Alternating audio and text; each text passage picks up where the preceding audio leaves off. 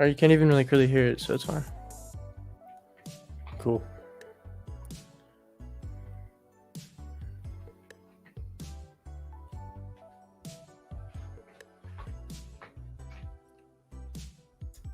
Are we out here? I think so. I think It we're said live. it was live. So it just immediately Just jump goes straight live into it. potentially. I was Maybe gonna do a so. 30-second countdown to look official here, but it's Boom, okay. boom. How we doing? Doing good. How you All right, doing? E's here. E's here. All right, so if he's there, we can continue. Let's go. All right, awesome. I'm gonna try to manage. Take your time. New system. I guess I can just read whatever on this actual thing, and it says how many people are here. All right, awesome. All right, guys, welcome back to Street Talk. Today we're doing what we watched in March. I was gonna say January, February there, but this is the 3rd edition, and we're pumped to do this. I am currently off location right now, so hopefully everything's running smoothly. Hopefully the Wi-Fi holds up. I was kind of worried about that, but I think we'll be all right. You in Flow Rider right now? Yeah, I am in Florida. That's good. Yep. I didn't know if you'd made it back or not, or what you were gonna do, but No, I honestly brought all my didn't. stuff, packed up the studio, brought it. You guys should see my setup right now. It's kind of funny. Good on you. I brought my Looks my official. iPad over here. Found a Yeah, good we're good. backdrop. Yeah, I know. I feel like I'm in a studio or something.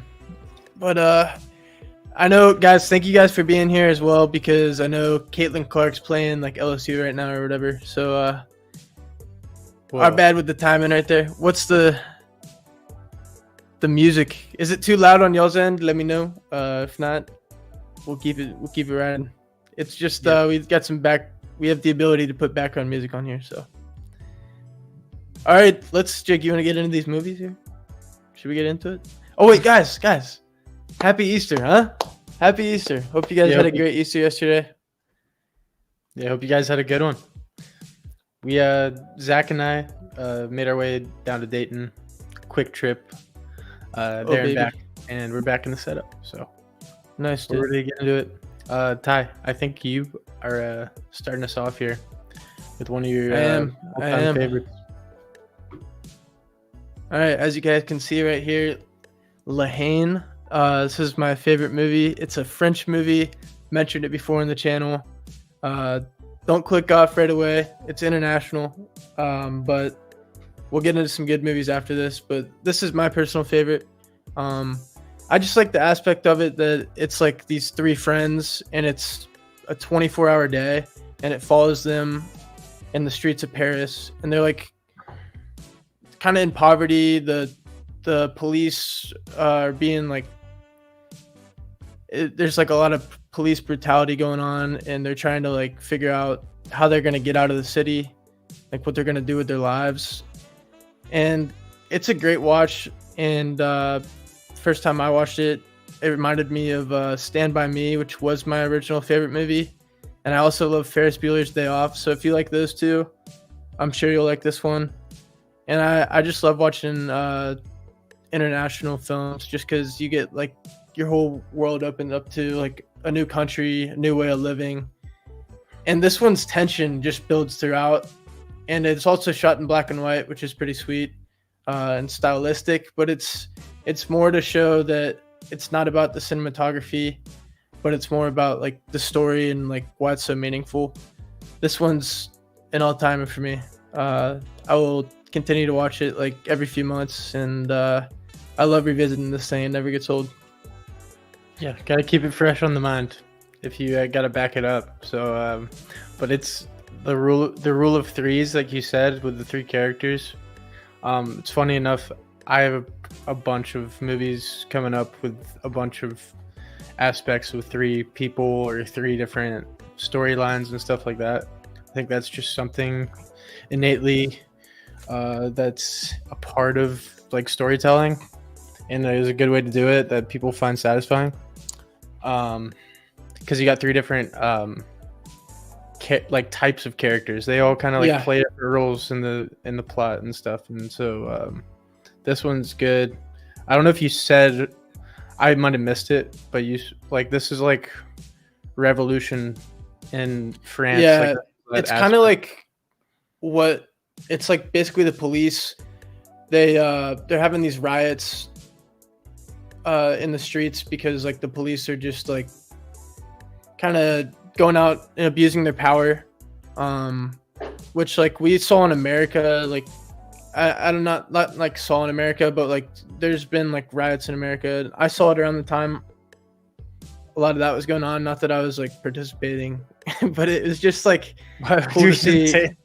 No, I'm just saying, dude. I'm just saying it was just like cool to see like another country's perspective. This was made in the 90s, and yeah, I can't say enough good things about this. The guy on the left right there, Vincent, it's kind of cool. The characters. So this movie is like super low budget, but the cinematography is like phenomenal. And each of these characters, you see Vincent, Castle, like Hubert, and Saeed. All those guys are that's their names in the movie too. So like it's super low budget, and it's just a great time. I really enjoyed it, and it feels super like a personal story, and the most personal or the most powerful. So I'm smiling at Nick. I know Nick's having a good time in the chat right now. Yeah. bro woke up and I saw that. There's violence today. I know. I love Nick, dude. Talking about the music. Thanks for being here, bro. Appreciate you, bro. Yeah, I remember the director of this one. The director of this one's like super inspired by American movies. So yeah, there's a lot of cool like references and stuff, and it's just it's a good all around story. It's definitely like I enjoyed a lot. I wouldn't say it's my favorite just because I don't want to be like Tye and say it's like one of my favorites, but it's definitely an enjoyable one, and I get happy every time I watch it just because it's like aesthetically super sick. It's super like visceral. Like the end of the movie is like. Can you define visceral for me? Like your blood, like it's like it hits deep, like within your veins. Like you can feel it in your veins. That's basically visceral. All right, got it. Okay. But like the ending, bro, I was so shocked, and like I actually like got chills all down my spine when I watched this for the first time, like at the ending. And if you don't believe my recommendation, Cillian Murphy and Christopher Nolan like both recommended it. So I saw this back in probably 2021, and ever since then been rewatching it, picking up little things. Like I said, Ferris Bueller's Day Off, they also have three main characters, but this is kind of like a more rugged depiction. Like it's different, and it's darker. Like you can see there's a gun in there, which is kind of a big point in the story. In America, like you can go buy a gun, but this point in France, like none of the civilians have guns, but one of them picked it up at a riot, and that's a big plot point. I know that doesn't really spoil the movie or anything, but that's just like the tension builds, and they show this clock which shows like the time of day, and then like it's like the clock's ticking, like you know something's gonna happen, but when's it gonna happen? But it's kind of one of those kind of movies. All right, one that I know you'd love because of the way you're talking about this one is Run Lola Run. It's a foreign film. No, I love that, and it's literally like same kind of like time. The clock is a big element there too, and it's awesome. So, I like the one day story because like life can change so quick, and just a reminder of that. And like I don't know, guys, just go watch it for yourself. I know it's hard for me not to. It's my favorite. No, it's real. Yeah, it's real. I'm good. All right, sweet. Jake, let's do yours, which is hilarious because this is also a black and white movie about three characters, but this one's not as well done as the last one. This month I decided to talk about like what inspired me to watch this one before I get into it. I just found out about the Criterion channel on YouTube, and the Criterion collection is this collection of movies that are I guess they revamp them and like put different art on the title. It's like you buy like a Blu-ray, but it's like Criterion Collection. It's like this super cool, like stylized thing. But Down by Law is about three guys. They meet each other in prison, and basically it talks about their relationship, where they come from, how they escape, and kind of like it's super. It's like the slowest movie I ever watched in my life, and I was like, really? How is this movie a thing? But then towards the end, like nothing really makes sense until they come upon this place when they're like running from the police, and there's a song that's very touching, and it was like the only thing that like had any kind of emotion in it for me. But I felt like the whole movie was just like a big payoff for this one big moment, and it was such a basic. It was so like plain. It was so plain, but in that way, it was like more like real life. So I appreciated it. Yeah. What else do I have to say? Oh yeah, the director. I looked up. I was like, how the hell did this guy make this and get to make more movies? But he picked a bunch of guys that like weren't the that way famous? No, because one of them is famous. He actually is like, I think he's a famous like singer or guitarist. He's the guy on the far left there. You might recognize his face if you like zoom in on it, but I can't recall. I remember like looking up and I'm like, I know this guy from somewhere, but it's not that important. I'm just saying this director met guys like him and we're like, oh, you'd be great in this role for this movie that I'm gonna make, or like he writes his actors into roles that they can just be themselves and portray. Oh, that's cool. So like character actors, is that? I don't know. It's just like his style. Let me look up these guys' names. I'm sorry, we're starting off with like two niche movies out here. No, it's fine. We like expanding our knowledge in the film world. That's just you got to watch more movies to know more. So Tom Waltz. But we got some bangers in here. Don't worry. John Leary or Lurie. I feel like I've heard of this guy, but he's in another one of his movies. He's like this cool gangster pimp guy in this one. There's like like three. It's like, so one of them is a gangster pimp. The other one is a DJ. What do you call the guy that's like a DJ guy on the radio? One of those guys. And then there's like a bookie or like a floppy or whatever the fuck it's called. I don't remember. And then one of them, some Italian guy. So like it's like three guys that would never have met if they didn't go to jail together, and it's how they interact with each other. That's what it's about. Cool. Wouldn't really recommend it if you're like not like a super like film buff guy. So all right, yeah, that's all I got on that one. Hey, proud of you for watching that one. That's funny too. Three main characters, black and white, back to back. Who would have thought? Yeah, you started off we both started off the month with that. Yep. All right. I watched this one. All right, so obviously we're in the wake of Dune 2 just releasing, and Javier Bardem gave an amazing performance, and I wanted to see something he's been in, like something else he's been in. I actually tried to watch this one called like Hamon. It's basically like a pig or something, but he's in it. It's like his first movie, but I think it's like a Spanish film, and I couldn't find it anywhere. Like I couldn't get my hands on it, so I settled for this one. It's got obviously Javier Bardem. It's got Scarlett Johansson. It's got Penelope Cruz, who Javier Bardem's actually married to in real life. She's been in some of the Pirates of the Caribbean movies. But Javier Bardem, he plays like a basically what you'd expect a Spanish dude who's like trying to get with the chicks. He's like super smooth, and he ends up in this like kind of love circle triangle with Scarlett Johansson, Penelope Cruz. It's kind of interesting. There's another girl involved, and like basically everyone's falling in love with this dude. But I mean, I was happy to see him in something else. Like he was like it was based in Spain. Like basically these two girls go on a trip not the Penelope Cruz. It's his ex from the past. But Scarlett Johansson and the Patricia Clarkson girl, who's not pictured here, they go across seas, and then they're like basically just trying to have a good time. One of them's kind of stubborn, and then the Scarlett Johansson chick's like trying to meet people. Next thing you know, they ran into this guy. One thing leads to another, you know. Not the best movie of all time, in my opinion. Let me get to my rating here.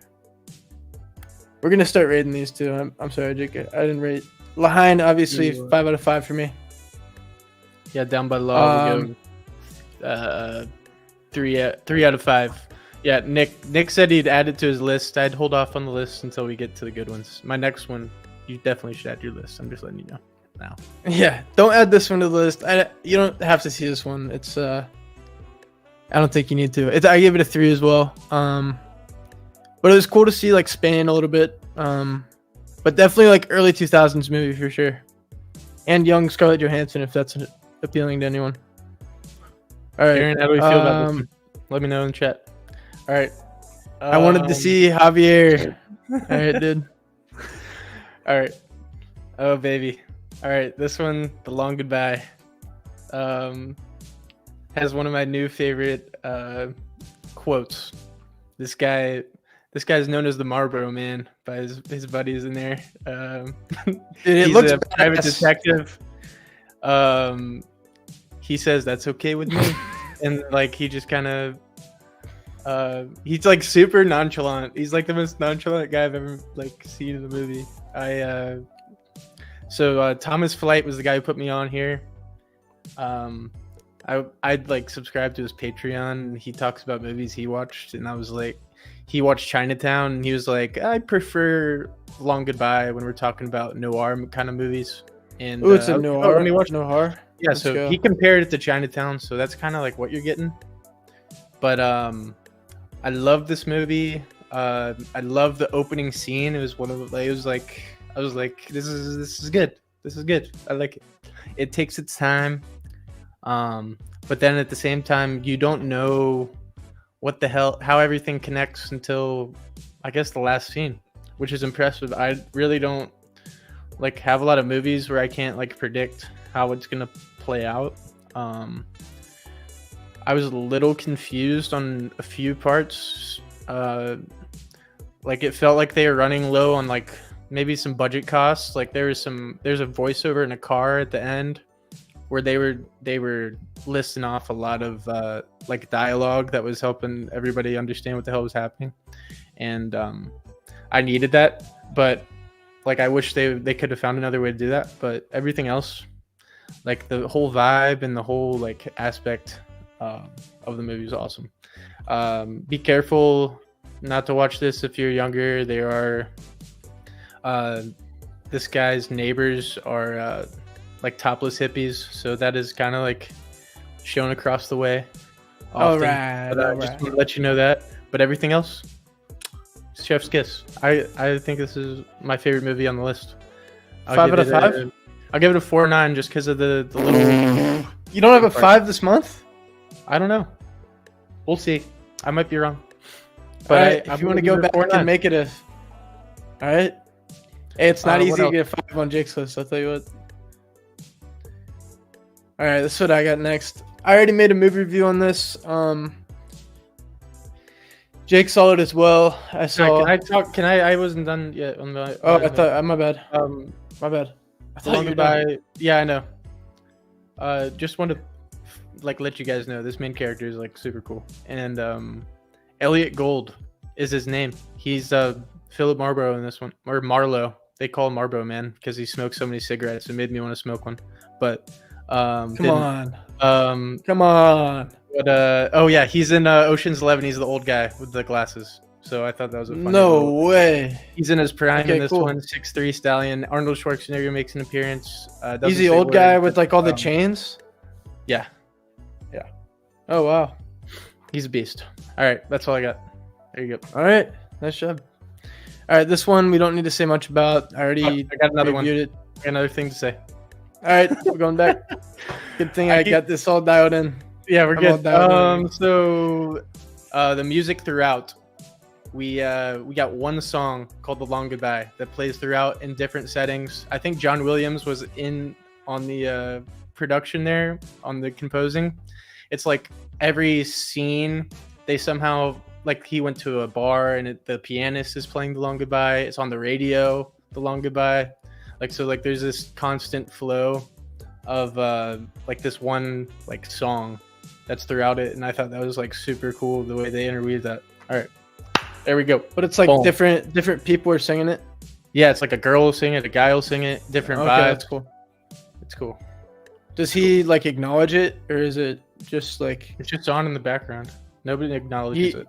no one acknowledge? Okay, that's important. I feel like. All right. Yeah, if they like change the station or some shit. All right. Once again, Kung Fu Panda 4. We already saw it. I already made a review on it. Jake saw it. Not a great Kung Fu Panda movie, sadly. There was some moments, like obviously Jack Black was doing his thing in this one. He was, Poe's still Poe, but no Furious 5, no Oogway. I mean, it wasn't a bad time at the theater, but it wasn't a great time either. So, No. with that being said, I gave it a smooth 3.5 out of 5. So better than the Vicky and Barcelona thing. Okay. I'll give it a 2 just because I like Jack Black, and that's what KFP4 was on my list, Ty, if you didn't know, because we'll just do that. But I understood. I thought my list: cheap laughs, wrong tone, hated the fox, doesn't take itself serious enough. Jokes land like, I don't know, they don't land the same way as the first two movies. Like, it's like they were trying for cheap laughs. They were trying for, this is just a money grab. It's an IP everybody loves, and they were like, okay, let's squeeze the last drop out of this one. But I think there was a lot more they could have done with it. I don't like the way that they made Poe the Panda like just drop down as Dragon Warrior, and that was like the plot. And I was like, how is this? I know. I guess I was so I figured out the reason they might have done that is they had a TV show spinoff that nobody watched where he's the Dragon Warrior in town and he's doing all the missions. Okay.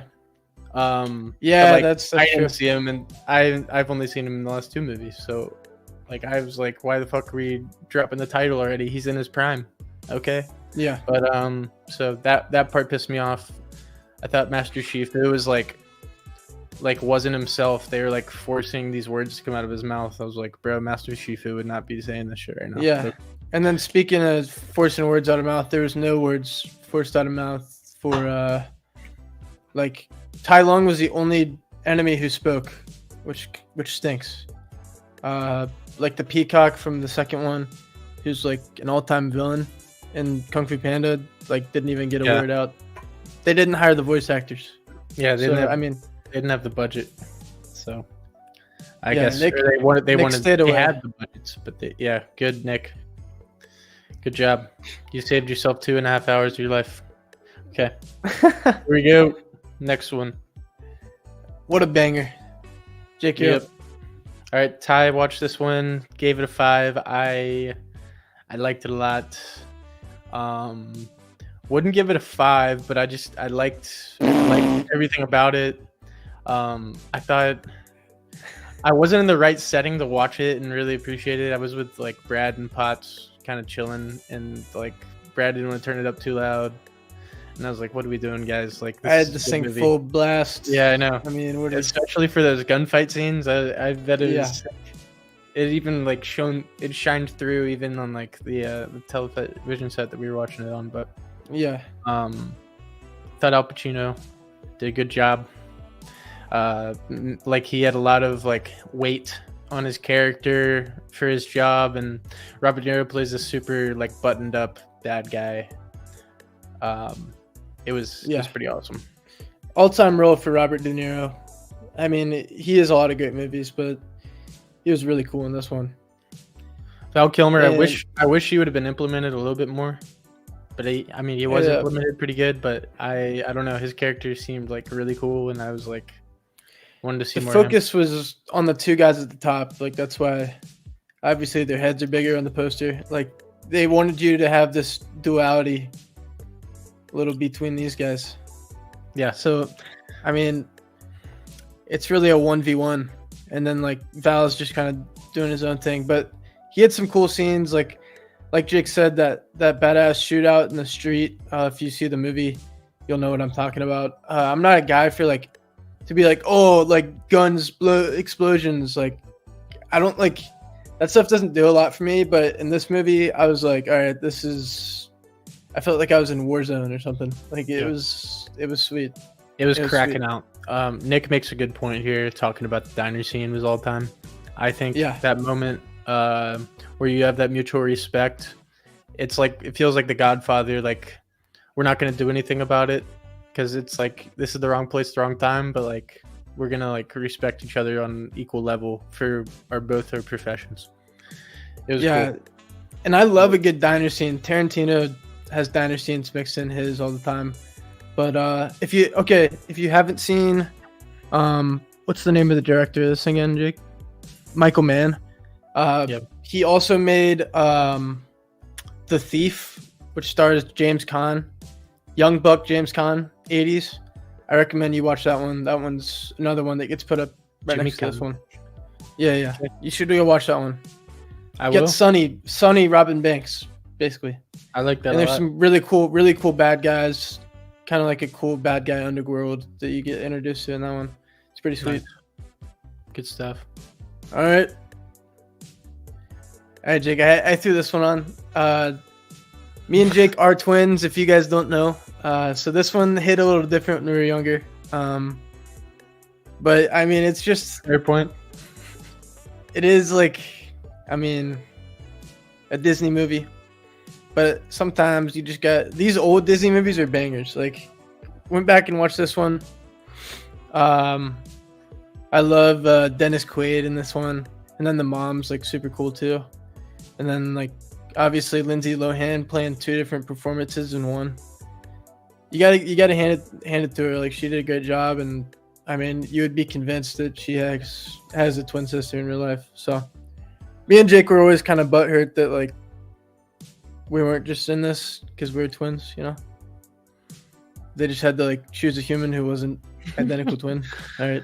Whatever. Yeah, why don't we, all right. What the hell's going on?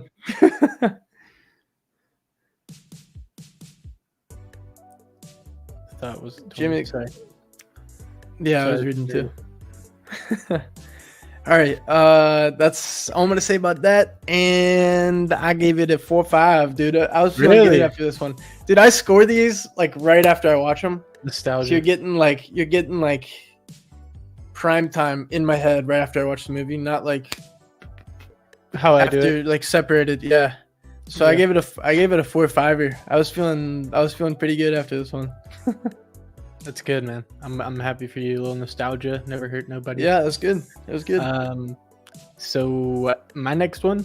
Are you ready? So this one's Scarecrow. So apparently Gene Hackman's coming off the one that I reviewed last month, French Connection. Al Pacino's coming off. What's he coming off? He's coming off Godfather 1. And so like this one was made to be a classic potentially, and that was not the case. Cillian Murphy, though, he was trying to get fancy in the Criterion Collection closet. He's like, "Oh, this one's like one of my favorites." So, dude, yeah, that's that's the Criterion Collection thing. Yeah, dude, that is. You're watching. That's how. Yeah. Okay, that's when Cillian Murphy recommended Haine as well, or Haine. My bad. I think so. But I hadn't seen this one, and it excited me. He did shout out Scarecrow. I remember that. He was in there with Christopher Nolan. Yeah, like he said. Yep. And he was like, I like this one. I watched this one with the kids. I was like, I'll throw it on. Al Pacino plays this guy named Francis. Gene Hackman, I guess I didn't write the name down, but he's in there. So these guys are like, they're in the... Can I guess? Sure. Are they, from this picture, we're hitchhiking on trains, potentially robbing trains, maybe... They're literally just hitchhiking? Yeah, so they're I don't long know why life it's called losers. They're long life losers, allegedly. When like you read the blurb of the movie, Gene Hackman has this dream of opening up a gas station, but he has to go to like this one place in America to do it. He has this dream like go starting a business, and these two guys come upon each other because they're both hitchhiking in the same spot, and then they like agree to be partners.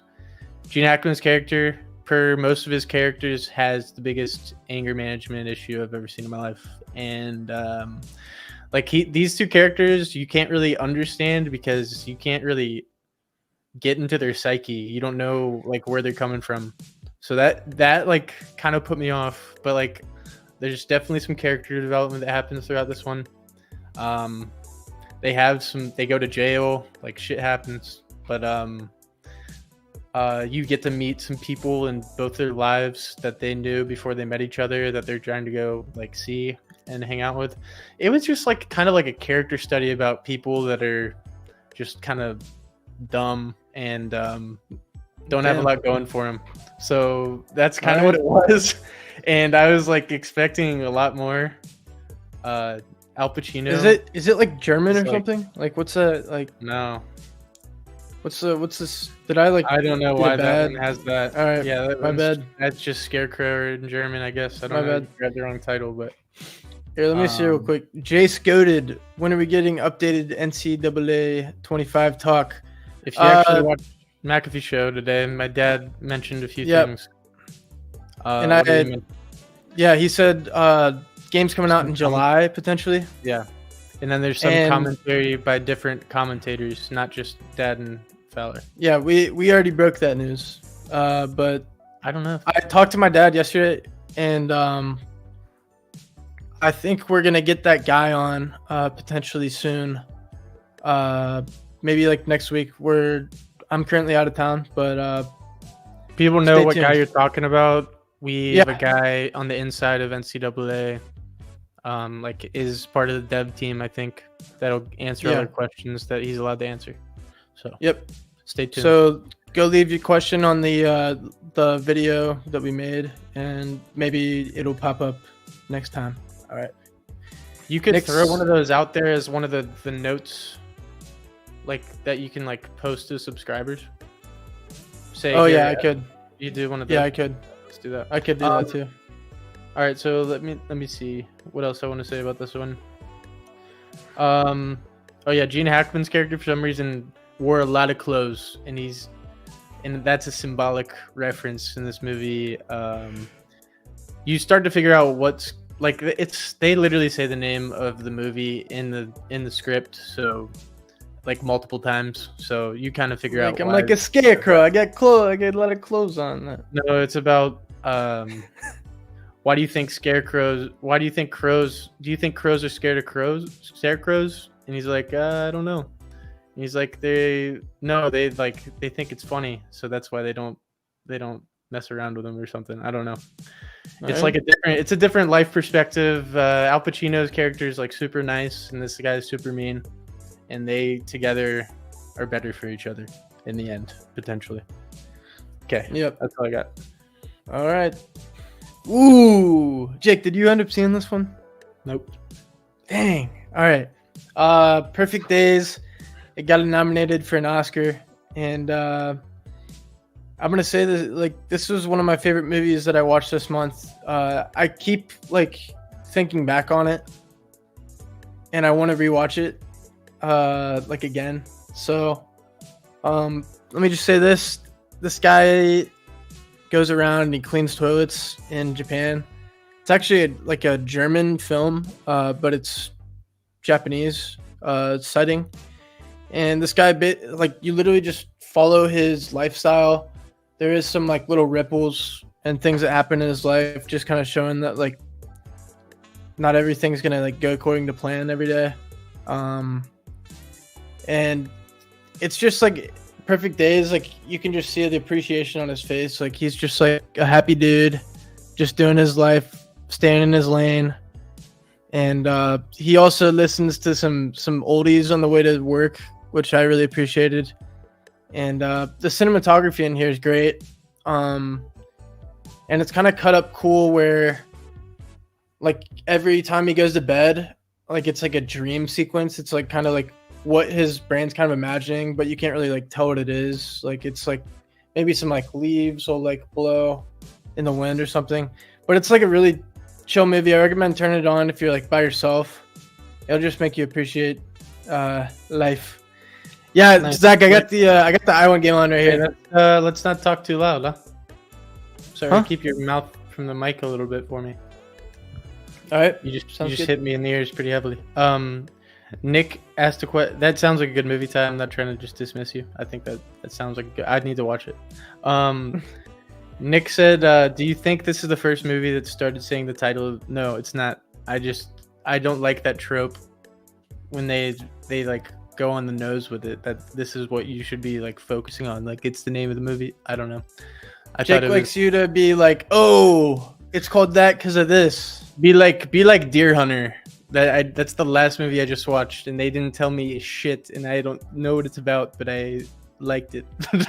So, dude, I just put that on my list recently. Yeah. Hey, Zach, LSU's up 27-26 in the Iowa game. All right, sorry. Yeah, Zach. Nick, get this guy out of here. Nick is Nick modded? No, he's not modded. He's working for his modding license right now. All right. Tye, Perfect Days. We like it. It's I loved it. It was a 4.8 for me. One sec. Someone's knocking on my door. Yeah. Sorry. Yeah, Nick. I didn't realize what I was getting into. That was insane. There's so many parts where that happens, and I'm like, it's brutal. Oh, thank you so much. I appreciate it. Bad baby Tye. Bad baby Tye. Yeah, Nick. The roulette scene that was. I got some chocolates. It's a lot. I'm still trying to process it. Jake, I got some chocolates. I get to put it on Chase's pillow. Here we go. Bad baby. Can you hear me? Yep, I got it.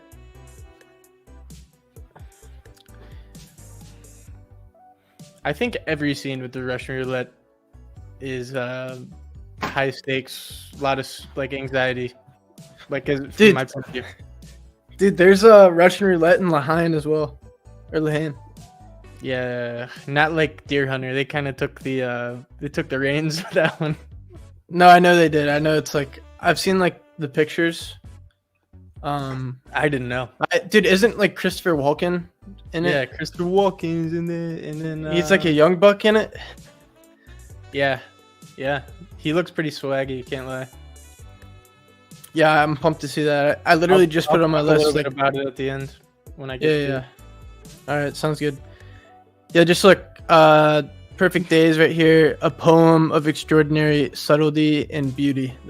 I mean, you can't describe it any better. It's that's what it is right there. Poem. I like that. I like the sound of that. I got one that's kind of like a poem too. Doesn't say much. Let's go, literally... Jake. This one looks cool. I don't know what this shot is right here with the lights on the face, but it looks really cool. Yeah, dude. So there wasn't a lot to there wasn't a lot to process here, so I have a lot of notes on this one talking about it because it's so like it's trying to prove a point more than it is trying to tell you a story.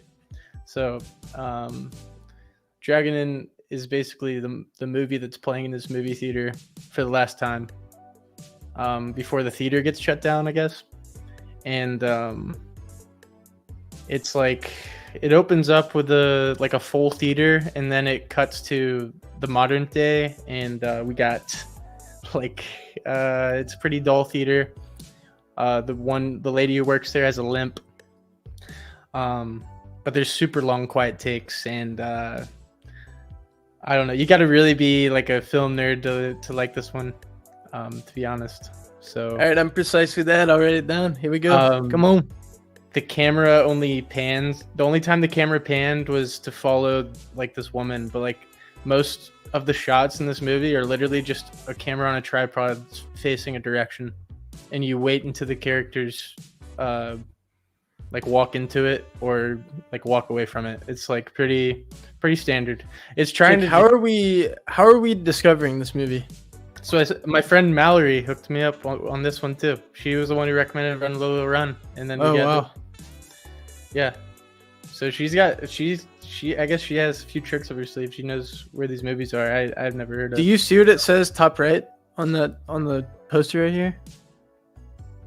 The greatest film of the last 125 years. Well, it's a movie made for movies. It's like it's like, I don't know, it's like trying to be like, bro, go to the theater and watch movies, like, because like that's how these memories stay alive in these like these I'm not gonna spoil. I want to spoil something, but I'm not. I'll just that's all you gotta leave it at. So all right, sounds good. Hey, shout out Hunter. Hunter's pumped in the comments. So great. Okay. Hey Hunter. Yeah, let's go, bro. Let's go, dude. Let's go, Hunter. Appreciate you, Hunter. Thank you, Hunter. All right. Oh baby, Jake sat me down. Yeah. And he turned this thing on. I put a hand on his shoulder and I was like, "Hey, buddy, why do you watch this one?" Hey, little puppy. Hey, I watched this one last month. Yeah, hey, little shit. Hey, how you watch this movie? And I think it worked. I think he liked it. Hey, let's just say I had a great time with this one. Robert Redford, Paul Newman. The first time I saw them in a little duo on screen was in Butch Cassidy and Sundance Kid, which is an all-timer in my opinion. This one gives it. And I was pleasantly surprised to see this one as well. It lived up to to Butch Cassidy, and it lived up to. The way Jake was talking about this one in the last month's reviews, I thought it was just another movie. No, but this thing was phenomenal. Said everything about it was great except I didn't like the piano. Okay, I said that. Hey, the piano didn't bother me as much as it bothered Jake because I knew they were trying to do like a little period piece. It was like supposed to be 1930s in this piano time. So that I've never been more like hoodwinked by a movie. Yeah, this one will get you, man. Like, I completely thought I was like, oh, predictable story, but it's still a good movie. And then it was like, wow, this is an all-timer. That's how they do it right there. Yeah, once you get a relationship with these two actors, I don't blame the director for trying to make multiple movies with these guys. Nick. Yeah. I want to say my derby fit this year is inspired by Robert Redford's suit that he buys with the money that he earned. The red one right there? And it is not that one. It is the black one? It's the purple one. With the black, like, it's pretty nice. Pinstripes. It's a good look. Do we have to pull it up real quick? You might have to. I can send it to you. Let's see. Let me pull it up. It's in my camera roll because I have to. Robert. Here's a great little shot too. Tye, I got you. Calm down.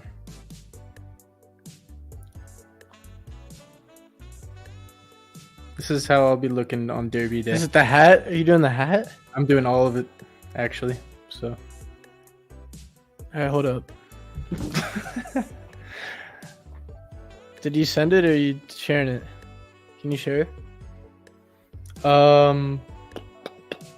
Yeah, I sent it on text, the brother. Hold on. Present. Share screen. Talk to me, Tye. What do I do? I sent it to you on text. Can you not grab it? Oh, wait. Dude, that is red, right? Yeah, it is red, but it's that like a cherry red on the screen there.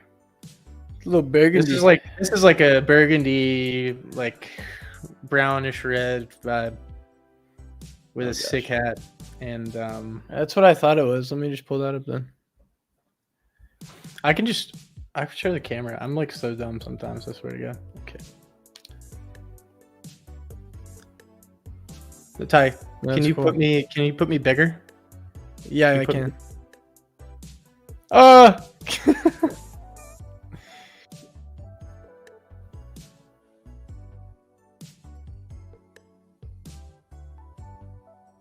Is it working? That's it. It's super like. Why is it so like bright? Let me turn it down then. I'm loving the music. That's it, guys. That's how I'll be looking on Derby Day. So sick. All right, that's all I got. But yeah, this movie is it's one of my like. Did I say 4.9 last time? What did I say? Jake, you're doing the golf hat as well? Oh yeah. Come on. I already bought it. It's on the way right now. That's pretty hype. That's pretty hype. Nick says you need the pimp hat with a feather. No. I did that year one. Yeah, hey, Jace said he didn't see the show. Go ahead. I bet it's on Pat's Twitter. Scrub through scrub through the YouTube and wait until you see my dad's big beautiful face on there, and then you'll. Hey, whoa! What the? All right, dude, you broke my ears right there. Well, I had to. All right, on to the new thing. All right, Jake, this is yours. So loud. This Jesus is yours. Christ. All right, let me turn my mic down. Can I not joke like that? All right. No, you can. Hey, can I not joke?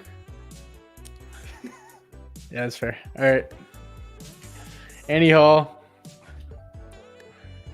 We got a love story here. Annie Hall.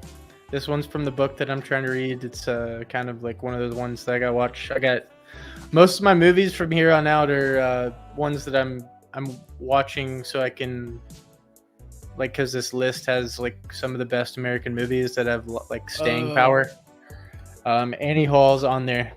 It is Woody Allen. He's a comedian.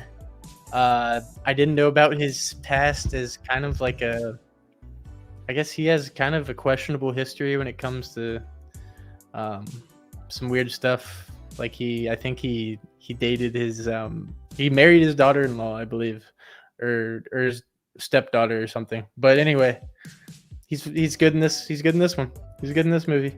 I liked it's like Ferris Bueller, Tye. It's got some like breaking the fourth wall. It's got some really funny like it's like Larry David comedy with fourth wall breaking Ferris Bueller stuff with a love story with New York. And it's got some like really like cool. I love a movie that like makes me think, and there's some really quotable things. He has. I can say a few if you want me to, but is that why you think it's memorable? You think it's gonna stick around? Yeah, it's so different than every other movie I've seen. So I appreciated it. I need to watch it again. I said I'll definitely watch it again. I thought it was an interesting storytelling method. It's not well fitted together. It feels kind of like all over the place, but that's what makes it work at the same time. Right. Diane Keaton's in it. She's the love interest. Is any relation to Michael Keaton? I would say no on that. Is this before that time? Before that? I don't know. But I'm just trying to say. I've heard that name before. Yeah, because it's famous actress. Okay. The last quote in the movie is memorable, and then this one quote from the beginning. I think I paraphrase it here. He's like, life is split up into two sections: the horrible and the miserable. The horrible is disabled or crippled, and the miserable is the rest of us. We should be thankful that we're miserable. He's like super pessimistic, but like, I don't know. I thought there's some charm there. I got you. He's got like a curious mind, seems like, in the wrong place. So kind of like that one TikTok guy with the glasses who makes like those like little short films, and he's always like questioning, like why we do things the way we do. This guy on TikTok, you probably haven't seen him. I know you're. He makes like little short films. Is he kind of like that? Yeah. No, that's literally him. Yeah. Oh, okay. He cool. inspired that guy, I'm sure. It's literally the same. All right, that's what it sounded like. Okay. Okay, cool. I'm glad I'm describing it right. It's literally that guy if it was a movie and he was like the father of that kind of pessimistic outlook. Yeah. There's like a Cool. super cool scene that I want to talk about. Maybe. There's one part where he's talking about like, it's good to get education as an adult, and then it cuts to the next scene and he contradicts himself. And then while he's in the argument, he like looks at the camera and starts talking to the audience, and it's just like there's so much happening. Oh, right now. It was awesome. I was like, this is so cool. But so. Oh, so and who's then- the main guy? Who's the main character? Is it Annie or is it him? He's definitely the main character, but it's like it's an Called actress. Annie Hall love because interest. that's who he's. Yeah, Okay. because that's who he's after. So All right. that's this part of his life. It's good. Cool. Good movie. I All was right. like, this is cool. Awesome. Okay. Cool stuff. For Rating? 4.8. Wow. All right. I thought I it get was excited when Jake's up before us. Put me up. All right. Next movie. All right, Jake. I saw Exactly, this. Nick. Oh, let's go. What do we think? But okay. So I watched this without seeing the original, which is probably like what you're not supposed to do. But I had like I had an understanding of what happened in the first one. I know like Blade Runners go in and they take out the. You called me and were like, yeah. "Hey, should I watch the old one first?" And I was like, "Yeah, you should." And you didn't. Okay. I know. I got a little antsy because like I watched the Javier Bardem movie. I want to watch more of Denis Villeneuve. Yeah. And so I just turned it on. And I'm gonna have to say I was like kind of disappointed in. I mean, like I'm sure this thing. Like I can't even judge this thing because I didn't watch it on the movie screen. Like I feel like I had to watch this one on the screen. I watched this in my bedroom, which doesn't do like it's not like the same atmosphere at all. I liked being like with Ryan Gosling and kind of like going on his journey and like with the dreams, like how he's trying to figure out what's real, what's not. But the ending was kind of not It as felt the same way, bro. It felt the same way. not as interesting Like as when I we're thought in it the would be. water in the car, like that part, I was like, I'm out. But like at the beginning, No. when everything's Oh, like yeah, even yeah. like it's like prophecy type shit, I was pumped about. Yeah, it was cool. That's what I tried to say in the last when I like was telling you about it. I was like, I And love. then I don't like the way- the direction they went with like where Harrison Ford ended up. I didn't like that direction that they took there. Yeah, it's valid. It's definitely a big surprise though. At least they got it in for the one part at the end when he's like, I'm not gonna talk about it anymore. All right. All right, James T's in the chat. Appreciate you, bro. Fucking pod is so funny when they. All right, I'm done. But I gave it a. This is without watching the original. I gave it a 3.5. Like, Okay. I didn't have. I mean, like it was cool. I could appreciate the cinematography, but I like the coloring. storyline. The coloring Yeah. of all the sets was like my Absolutely, as you can see in the poster here. Yeah, they got really great. They fancy. do a great job with the color. Because the original is known for its spotlight lighting and like super futuristic vibe in that aspect. So they were like, all right, we gotta make sure it's next level. They definitely with an interesting artistic look at it. Cool. You got anything else to say about it? No, I gotta watch the first one and then I'll do like a rewatch or I'll have more of an understanding. But I felt pretty like I had a good grasp on the first one. Like I may have watched a quick little summary video potentially before I did this on, because I was like, I know I should watch this, but I just was like, I just want to watch the Denny movie. That's the only reason I like. But then like I know it's supposed to be a classic, so I feel like I kind of like made a mistake there, but it's okay. All right, Jake. You actually Alright. typed this in wrong here, but I found it. Huh? You Oh, said no. north. Yeah, well, that's because I was just it's a phone app, so I Yeah, know what I'm doing. Don't really know why it's called that still, to be honest. But all right, so this one's Alfred Hitchcock. We got like this I movie. appreciate you with these Alfred Hitchcock movies. Yeah, You're really watching these things. I'm becoming a student of the game a little bit. I'm trying to learn. I could see how a lot of movies are inspired by this one. This one like takes place in a lot of different. It's ambitious with like all its set pieces and everything like that. It felt like you were like going on a journey with this guy. This main character is basically wrongly identified as a spy by this bad guy, and he's got to figure out where the hell the guy that he's like allegedly supposed to be is, so he can like straighten it all out. And he's like got a lot of people after him, so it's cool. Let me see here. So Jake, like I see main character discovery. See, we got Mount Rushmore behind us here. Yeah, not a lot of movies that include Mount Rushmore besides like the classic film National Treasure. Team America. Okay, yeah, that's it. No, so that's why I said it inspired a lot, because like nobody's gone to these like monuments and stuff and done all like there's like that's cool. Yeah, the whole end sequence is around the Rushmore area there, so cool. It's interesting. And then what did I say? I said beautifully written main character discovery of what is really happening to him. Not too fast to realize, but he follows his gut for clues. Like I appreciate that. So like anytime it's like grounded and you can like understand the process of the character and how he's going through it all, I appreciate that. I thought that was well done. Because like some movies, they're like they just like for some reason know, like Argyle. I feel like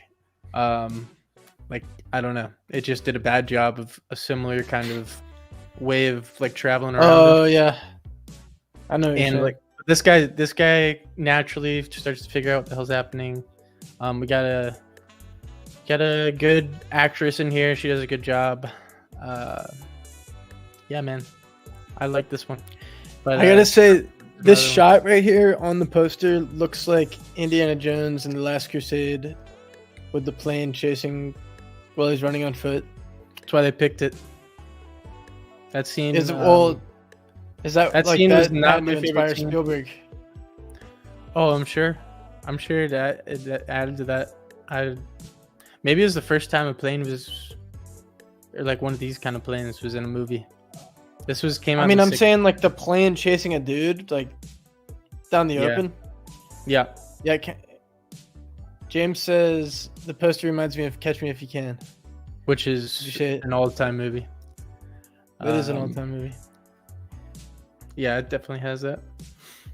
It's just like like you know how Hitchcock is always talking about being the master of what is that? Anxiety in the audience, or tension. There it is. A lot of tension in this one, so it's good. I think Psycho and a few of other ones of his are better, like Rear Window. Yeah. But this one's got great reviews, so apparently a lot of people like it. But for me, it was like we'll give it like a 4.3. All right. So that's good for an older movie. Yeah. Obviously, it's Hitchcock, but you know. All right, Jake. Suspense. I turned this thing on. Yeah, suspense. Shout out Nick. Appreciate that. All right. I hadn't seen this one, Schwarzenegger. It's his like classic, one of his better comedies. I had to watch this one. I mean, I kept seeing these commercials with them together. Like, obviously, they were in a Super Bowl commercial together.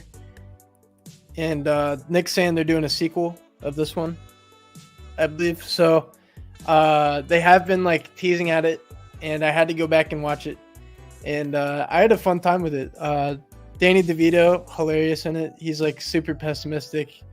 And then Arnold's like from like, it's almost like an elf situation where he grew up on like a remote island, and then he's like going to the big city, really similar to Midnight Cowboy and Elf, like where he's like kind of just like super out of place, but he's just like a jacked guy instead of like an elf.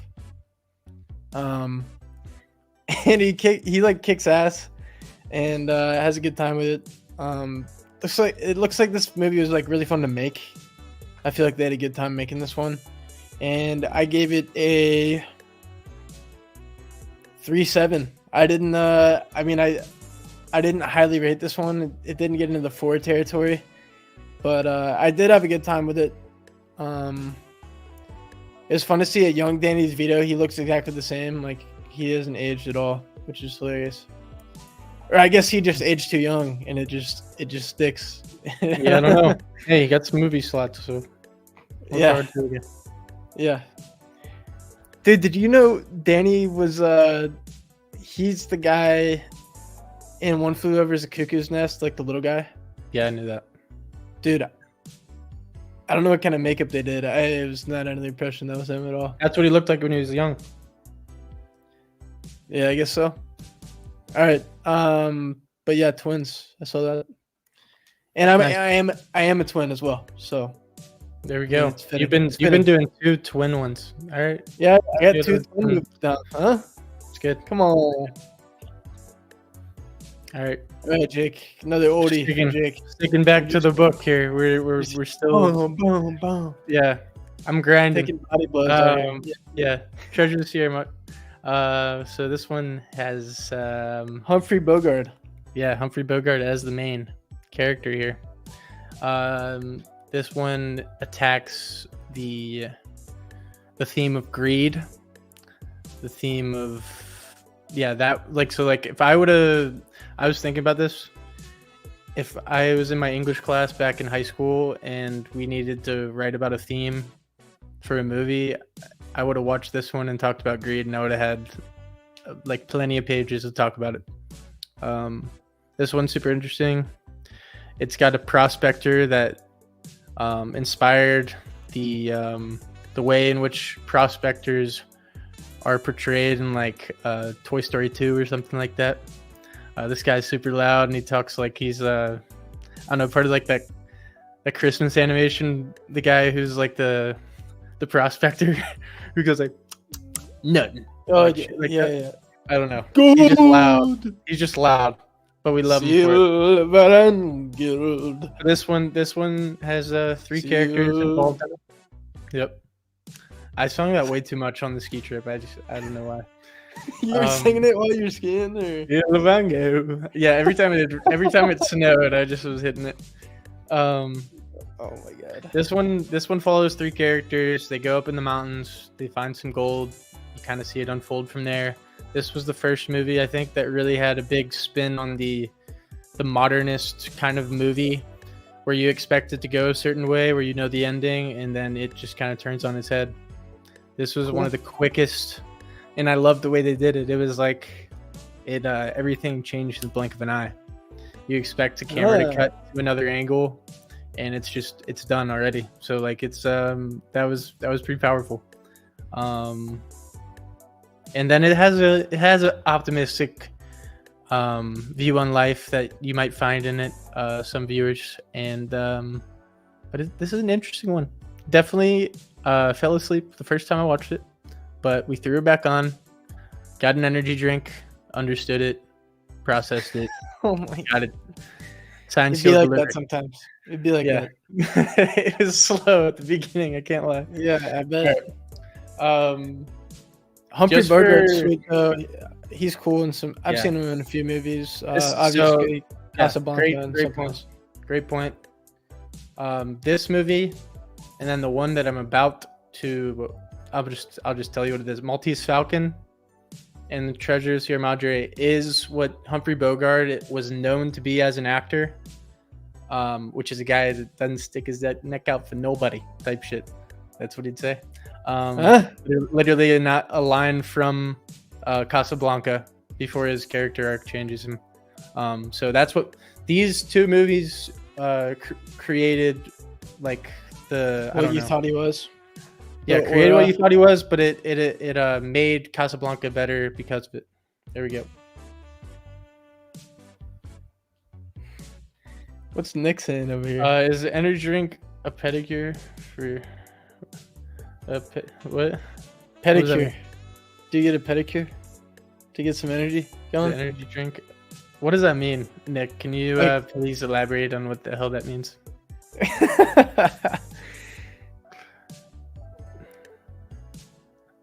I don't know. Hey! Yeah. Nick's getting fired up. No, I literally got to go. Yeah, that's what you have to do sometimes with these older movies. You gotta get some caffeine in you, and sometimes you need some performance enhancers to finish some of these, especially Jake's movie he's been watching. We got there, Nick. Hey, proud of you. All right. Hey, that's cool though. It set him up for Casablanca. It's cool. It did set him up. All right, guys. I saw the original Terminator. I'm gonna just tell you guys. I'm gonna be honest with you guys. It's my first time seeing this one. Seeing bits and pieces. That's wild. I'd seen a lot of it before, but I hadn't watched it from start to finish, and I had to do it. And this was right after I saw Twins. If you just saw my last one, Twins. So I was on a little Arnold binge, and I had a good time with this one. Definitely a little dated, but it's more of like I thought it was gonna be an action movie. It was more of like a thriller horror rather than like an action movie. Arnold's cool. Like they use some claymation. Like you can tell it's like super like he's like sitting in front of a mirror, and it's like claymation eye in the mirror, and like you can like see like how it's kind of fake. But I mean, like I could appreciate it. This is like James Cameron, one of his early movies, and what put him on the map. I know the second one had like a major leap in technological advancements, but for what they had at the time, this is a game changer in the sci-fi genre. And cool. I appreciated it. Yeah. I wasn't like super attached to the other two main characters. I was more, you can tell why the poster's just Arnold, because he's just like such a force in this one. He's like such a big dude. Obviously he always is, but like he just looks like he is from another world. And I'm like, just looking at this, I'm like, how is this like the same like species as me? Like I'm so different. Yeah. I like how movies in the 80s like really glorified main characters, like made them like, I don't know, it made the actors just become like mega stars, and I like that. And this is one of like the prime examples. Arnold really became Arnold in this. Like, I don't know. Yeah. He took off from that. This is a good movie for that part of it. I think that's cool. Yeah, my next one, I got to watch the second one. I heard that one's actually better than the first one. People sometimes watch the second one before they watch this one. Yeah. So I'll have to watch that. But I give this one a 4.5. If you haven't seen it, go check it out. Highly recommend. Definitely dated, but good time. All right, James, that is wild. Yeah. I won't watch the third one, all right? Here we go. Yeah, good call, Nick. Appreciate it. All right, Jake, Maltese Falcon. Dude, is he dual wielding? Bro, did he just pick up like the golden digs in Fortnite just now? No, he bunks him off a guy though. This guy basically is like the 1940s version of Terminator, because he acts like he's invincible. He does a lot of things that like would easily just like, you know, those videos of the guys that like talk about public safety, and they'll like show you how to take a gun from a guy, or like how to like slip out of like a choke or something in a car. Yeah, like the Detroit training guy where he's like, you go like, and then but like in real life you just like pull the gun back and shoot the guy. That's how I felt about a lot of these scenes. But this guy's so smug. He's like Humphrey Bogart literally like doesn't care about anybody and is like the most overconfident human of all time, but it makes him a badass. Let's go. Another one that was tough to get through as well, but it actually had, I don't know, it was interesting. I'm sure it was cool on the projector. Yeah, it was cool on the projector.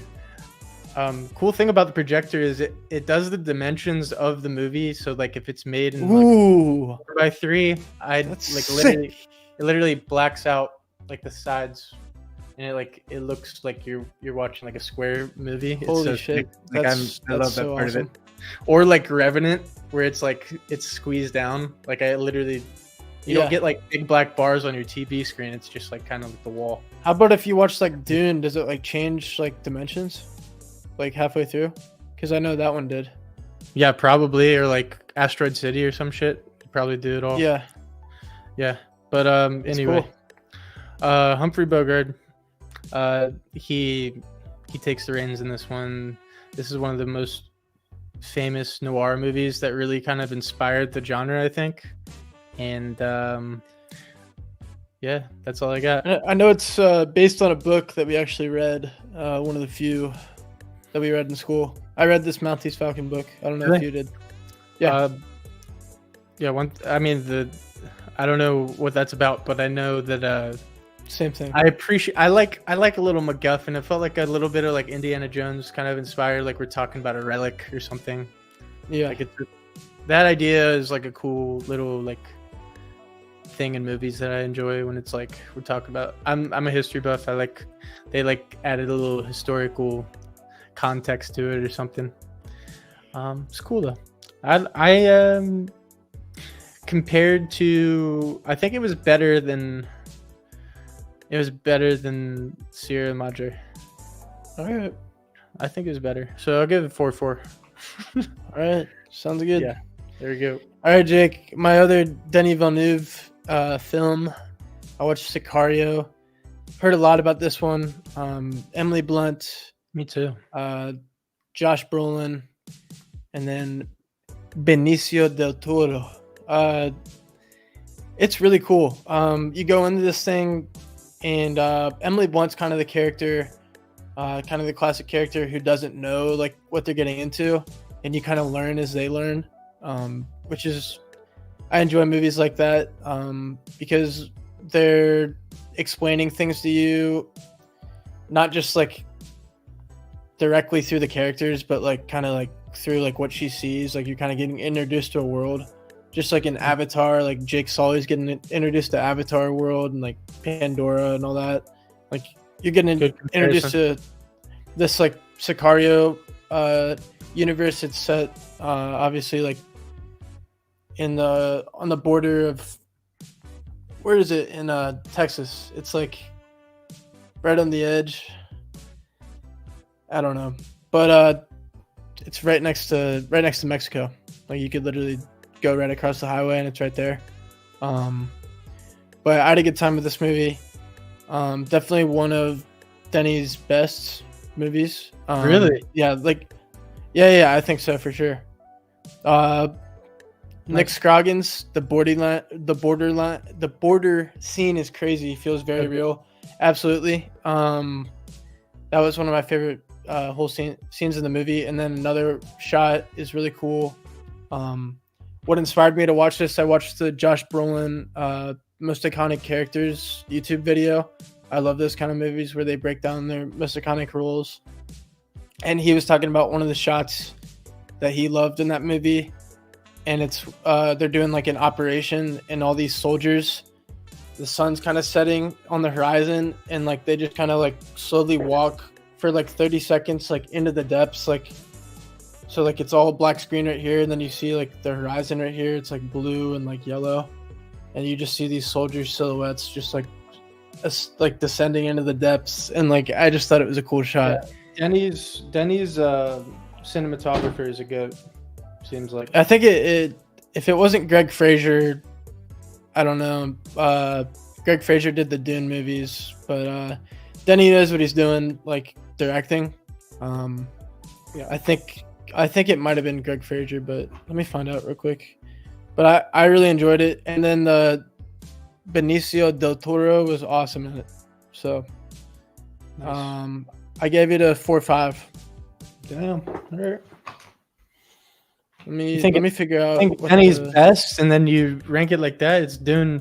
No, I Dune. said one. I Oh, said one of one the of his best. One of his best.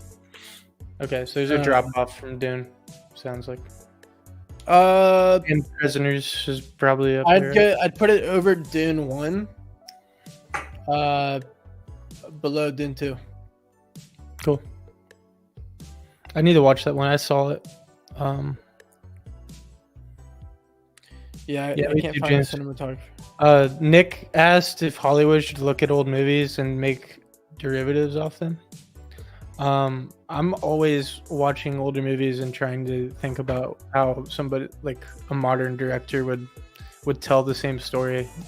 It's definitely interesting. Like if they, you saying if they grab the same titles and try to, like play off it, like the I mean, same I feel idea. like they've been doing that for a while though. Like, people want new ideas. I know they could like make derivatives. He's saying like make like little Yeah. like No, he's just saying because things like off of they're it. well, people forget about them, and it's a good way to like bring attention to the stories. Yeah, dude. If they made like a Sierra Madre one, like Yeah, now, I was thinking about that too. I think it'd be a good idea. Like it'd be fun. I also want to shout out the Sierra Madre for its set piece. They did most of their like on location, like on a mountain, in a desert, like filming. Like it was pretty impressive. That part of yeah, it. yep, that's cool. Yeah, dude. I would love if somebody took the time and like made thing a cool is- movie out of those ones. The studios are set up in a way where it's hard to like. I know like those old movies did well, but like it's hard to like sell a studio on something now. Like they like it's harder to write stories nowadays. Like It's hard original to- stories. You shouldn't like shoot down. I want to. I whole want to idea write of it, original but- stories. No. I'm just saying like it's hard for these studios. These aren't to original commit- stories. Though. These are remakes that we're talking about making. I guess so. I mean, they've already done enough remakes, in my opinion. Like Yeah, but that's with like newer IP. Disney. Like, It's like Disney the stuff. 1940s. They forget about 1940. Like movies. Hitchcock I stuff. have another Did movie like coming out. a Rear Window one. No, like, you that would can't be do cool. no, you can't do that. It's got to be like old, like literally, like 80 years ago is when. I mean, there's some Your movies Madre that came don't out. need to be Yeah. remade though. Yeah, there definitely is like a fine line where you got to. But if there's a movie that didn't do well, but you have like an idea to make it better, like the expectation too is like the expectation that comes with the readapting a movie that's already been made that's like critically acclaimed is like that's like setting yourself up to fail as a director, I think too. you know what's coming out is Megalopolis. It's like Francis Coppola who made I like know. Godfather and all that. It's I know. based on it's Megalopolis or Metropolis. I watched that You in already film said it, class. Megalopolis. It was a tough one. That's a tough one. Okay. Well, Metropolis is what it's based off of. trust Though. in Faird's, or I trust in Coppola's It's a silent film though. capable hands. Okay. Yeah, I know. It's a silent film, hardest 2.5 hours of all time. Like it was, we're going like scene, and then it like shows you what he said, and then scene shows you what he said. But it was a doozy. All right, let For me get film into class. this so I can do my homework All right. maybe tonight. Ah. I'm sorry, I gave you a look. Best Years of Our Lives. This is a movie. This is a movie in the book again that I'm reading called Powers of Film. We're getting down that list. This one's 1946. We're talking about World War II vets from the Air Force, the Army, and the Navy, and how they are able to move back into society after being in war. Not a lot of jobs when they get back, so that's part of it. One guy's a banker when he gets back. That's a whole. This is another one of those movies, Ty, where you have 3 storylines that are intertwined. These three characters never knew each other in the war, but they travel back home to the same hometown on a plane, and that's how they meet. And they kind of like, that's the start of their relationship together, but it's also the first time they're seeing their family since they've been in war. And it's kind of a weird adjustment, and it kind of goes through the different ways. One guy won the Frederick March won Best Actor in this one.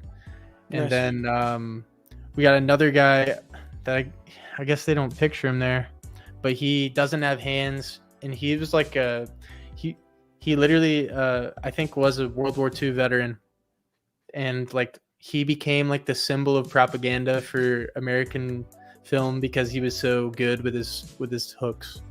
But he's actually a really good actor too. So he kicked ass. He's supposed to marry somebody when he gets back. It's like you're trying to like it's a thing. Is the thing supposed to be like it's supposed to be the best year of our lives, like now that war's over, but then they're like trying to adjust and it's tough?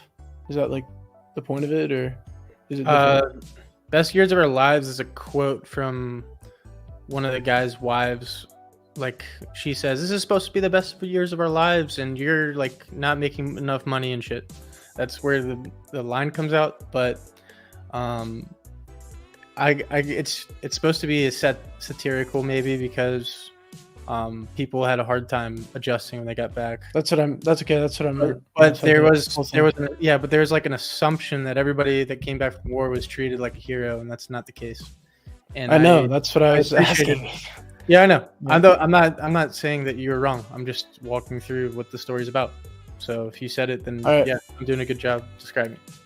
All right, you just say yes if I was right. That's just kind of. I didn't hear what you said. I was just in my head trying to walk through the story. So. All right. Whatever, dude. Yeah. All right, I watched this one. Same guy who made Lawrence of Arabia. Jake just dipped as I said that. Lawrence of Arabia. This one's Dr. Zhivago.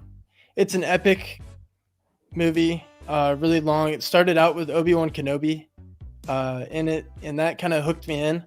Obi-Wan Kenobi from the original. Yeah, Nick, long one.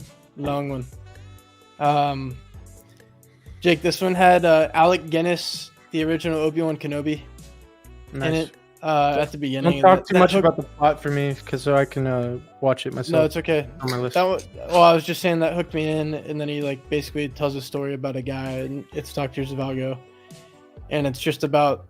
It's kind of similar to Barry Lyndon, where we kind of like follow him like through his life and like how his ideas change and how times change. So that's all I'll say about that for Jake, because I guess he wants to watch it as well.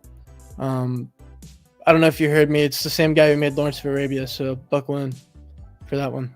Good. Long length. Yep. I gave it a 4.3 though, just for like the cinematic accomplishment that it was.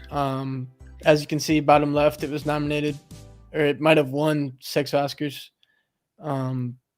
Just because it was such a masterpiece at the time. All right, I watched Graffiti. Here's another story about 3 storylines intertwined again. I liked it. I thought it was a cool idea. I thought it was interesting how people would like kind of just cruise around town and talk through their cars and have conversations. I don't know if that's how actually it was, but made me feel like that's how it was in the 50s maybe or something. When they didn't have phones. They didn't have telephones too. It's a good point, because radio is a big portion of the there's constant radio from the Wolfman that's on the radio, and I think that was a cool addition there. As you can see, Nick said it's George Lucas. I've told Jake this because when I told him to go watch this, he made this movie because he was trying to get enough money to make Star Wars, and he knew like what audiences would want. So this was like what he came up with. Yeah, everybody can relate because they've all been to high school. One guy sticks back, one guy's going off to college. It's like a Yeah, it's but it's a kinda- cool period piece. yeah. Like in the 50s, like as you can see, like cruising bottom right on Yeah. the poster. Like it's I got like the classic. I was a big fan of the guy with the glasses and his plot line. I thought that was fun. I don't know. I was pulling for the kid, and I didn't really like the guy just like I don't know what I'm gonna do type stuff the whole movie, but it was a part of it. And, I mean, that's part of high school and college. I mean, you're trying to figure out what you're gonna do. So yeah. Are you done with that? Yeah, I didn't rate it. I'll give it a 4. All right. I watched this one, already rated it, made a review on the channel. Go check that out if you want to hear more about this one. But I heard it was recently named like Prime Video's most streamed movie or something, just because it's free on Prime Video. But I gave it a 2.5 out of 5. Yeah, CGI was interesting. Nick's already seen the review. I don't think we really need to get into this one. McGregor's in it, if that interests you. Yeah, that's it on that. Hey, here we go. Night Before Easter, we threw on classic Fantastic Mr. Fox, Wes Anderson, claymation. This one has another 3-pronged kind of storytelling approach. I love the way this is organized. It's a heist movie. It's if you haven't seen it, I highly recommend it. It's one of my favorites. My family likes to quote it a lot. That's kind of why we ended up watching it, because Zach kept quoting it so much at Easter that I was just like, let's just watch it. Okay. Nice. Yeah. Did the whole fam watch or just y'all? I was the only one who stayed up and watched it, but everybody else was there at the beginning and then it kind of drifted. So That's how it happens. But usually. Yeah. Well, we started it pretty late. It was like 11 o'clock. So this is one of Wes Anderson's best movies, even though it's claymation. George Clooney, main actor. Yeah, in there, voice actor. If you like Ocean's 11, you'll like this. I know it might not seem like it, but it is a heist movie, so take that into account if you're on the edge or on the fence on this one. I'll give it a 4.8 because it kind of like unravels a little bit at the end, but then it comes back together pretty quickly. So like it's all around good. This is some people's favorite movie of all time, right here. It's a good pick. It's different. Yeah, it is. Okay. All right, Jake. I watched this one. Nice. Absolute banger. I'd never seen this one before, and Mom and Dad were not happy that I hadn't seen it before, so they were like, "We're turning it on right now." Like there was like some March Madness games that were going to be on, but it was like kind of some throwaway games. So Dad was like, "We're turning it on right now." And guys, I'm gonna tell you off the rip, I gave it a 5 out of 5. I had an awesome time with this one. Young Tom Cruise being cocky, and then this is an all-time Jack Nicholson performance. Some of the best acting in a movie I've seen like in a while took place in this, and couldn't recommend it enough. If you like war movies, like this isn't like a war movie, but it's just like it's buttoned up similar to one. It is a courtroom drama, courtroom thriller, and I had a great time. 5 out of 5. Nice. Yeah, I liked it. I like this one a lot too. I think I saw it like 3 years ago now, so it's kind of fuzzy. But I just remember Tom Cruise playing baseball in it a little bit. Is that the right movie? Yeah, I did. Okay. Yeah, that's it. Yeah, and then obviously Jack Nicholson, whatever he's in, he's good at. So, yeah, I'm right there. Dude, with this was one of his best roles in my opinion of all time. Like I think it could be his best role of all time. in this one. Yeah. And he's like not even in it like the whole time, but he's just said such a scary Authoritative figure. character. Yeah. Like it's I don't know, I couldn't like I'd be scared to meet Jack Nicholson in real life just because of this role. Yeah, that's about it. Nice. I just had to pump that one up a little bit, hype it up. All right, this is my last movie. Oh, my last movie of the month here. Literally watched it last night. Still trying to process it because it was. Like I said, it didn't talk much about what it was trying to do, but it's pretty obvious what it's trying to do. This is about 3 guys going off to Vietnam from a little town in Pittsburgh, and the effects before and after. I appreciated the way that it really took its time to set the scene of what it was like before they went off to war, and how they interacted with their friends and how they interacted with their hobbies. And after they come back, it's everything's a little different. And maybe that's it's talking a little bit about what war does to a person. So there we go. Or and people. dude, I literally, it's funny, this is like the last movie you watched. Like I literally just like circled it on my list, like put it down. I mean, I've always heard about, I need to see this one because it's like one of De Niro's like top performances. But I saw like I mentioned like young Christopher Walken's in it, and I was like, what else is he in? And I saw Deer Hunter. I was like, all right, I need to watch that because I want to see him like young in a movie. Yeah.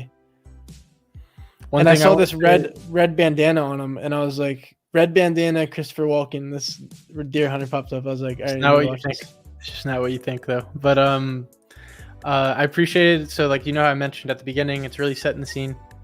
The switch up in the tone happens over. I love when a movie switches tones up on me quick, and it's I mean, it goes from not at war to being at war pretty aggressively, and you're there. Let's go.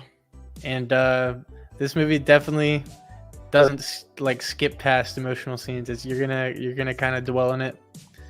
You're gonna like I said, you like, there's so much silence that you're like trying to understand what the character's feeling, and you're trying to like pick that stuff out. So I appreciate the time it lets you have like with the characters to try to kind of like figure it out for yourself. Yeah, I'll definitely watch it. I'll give it a 4.7. All right, dude. Yeah. All right, I watched 2001: A Space Odyssey. This is a rewatch for me. Stanley Kubrick, in his prime right here, 1968, the year before the moon landing. Some thought he did do the moon landing, like filmed it. There's hints in his movies about it, but that aside, this movie is like different than anything I've seen. Going back and watching it again, one thing I noticed was like a lot of like long holds. Like there's so much silence in this movie, and I loved every second of it. It's like the farthest thing away from that like Godzilla Kong movie I just watched. Okay. Because that thing cuts, like they don't hold something for like more than three seconds, and then this one is like, we're gonna hold for like 20 seconds right here, and it doesn't like tell you what's going on. Like you just kind of like figure it out on your own. And the graphics at the time, like this is like outstanding graphics for what it is. Like it would hold up today, like in theaters. And just to think it was in 68, wasn't even the 70s yet. Like it's incredible. Like it's truly like a piece of like cinematic history. And give it a 5 out of 5. This one, like when I saw this one in college, I watched this and it really like inspired me to like watch more movies, just because it is like so inspiring and makes you think about like life and like just makes you get really like existential. But Bro, Tye got so mad at me for being like, I didn't like the ending that much. But like, you're like, but it's just so meaningful and stuff.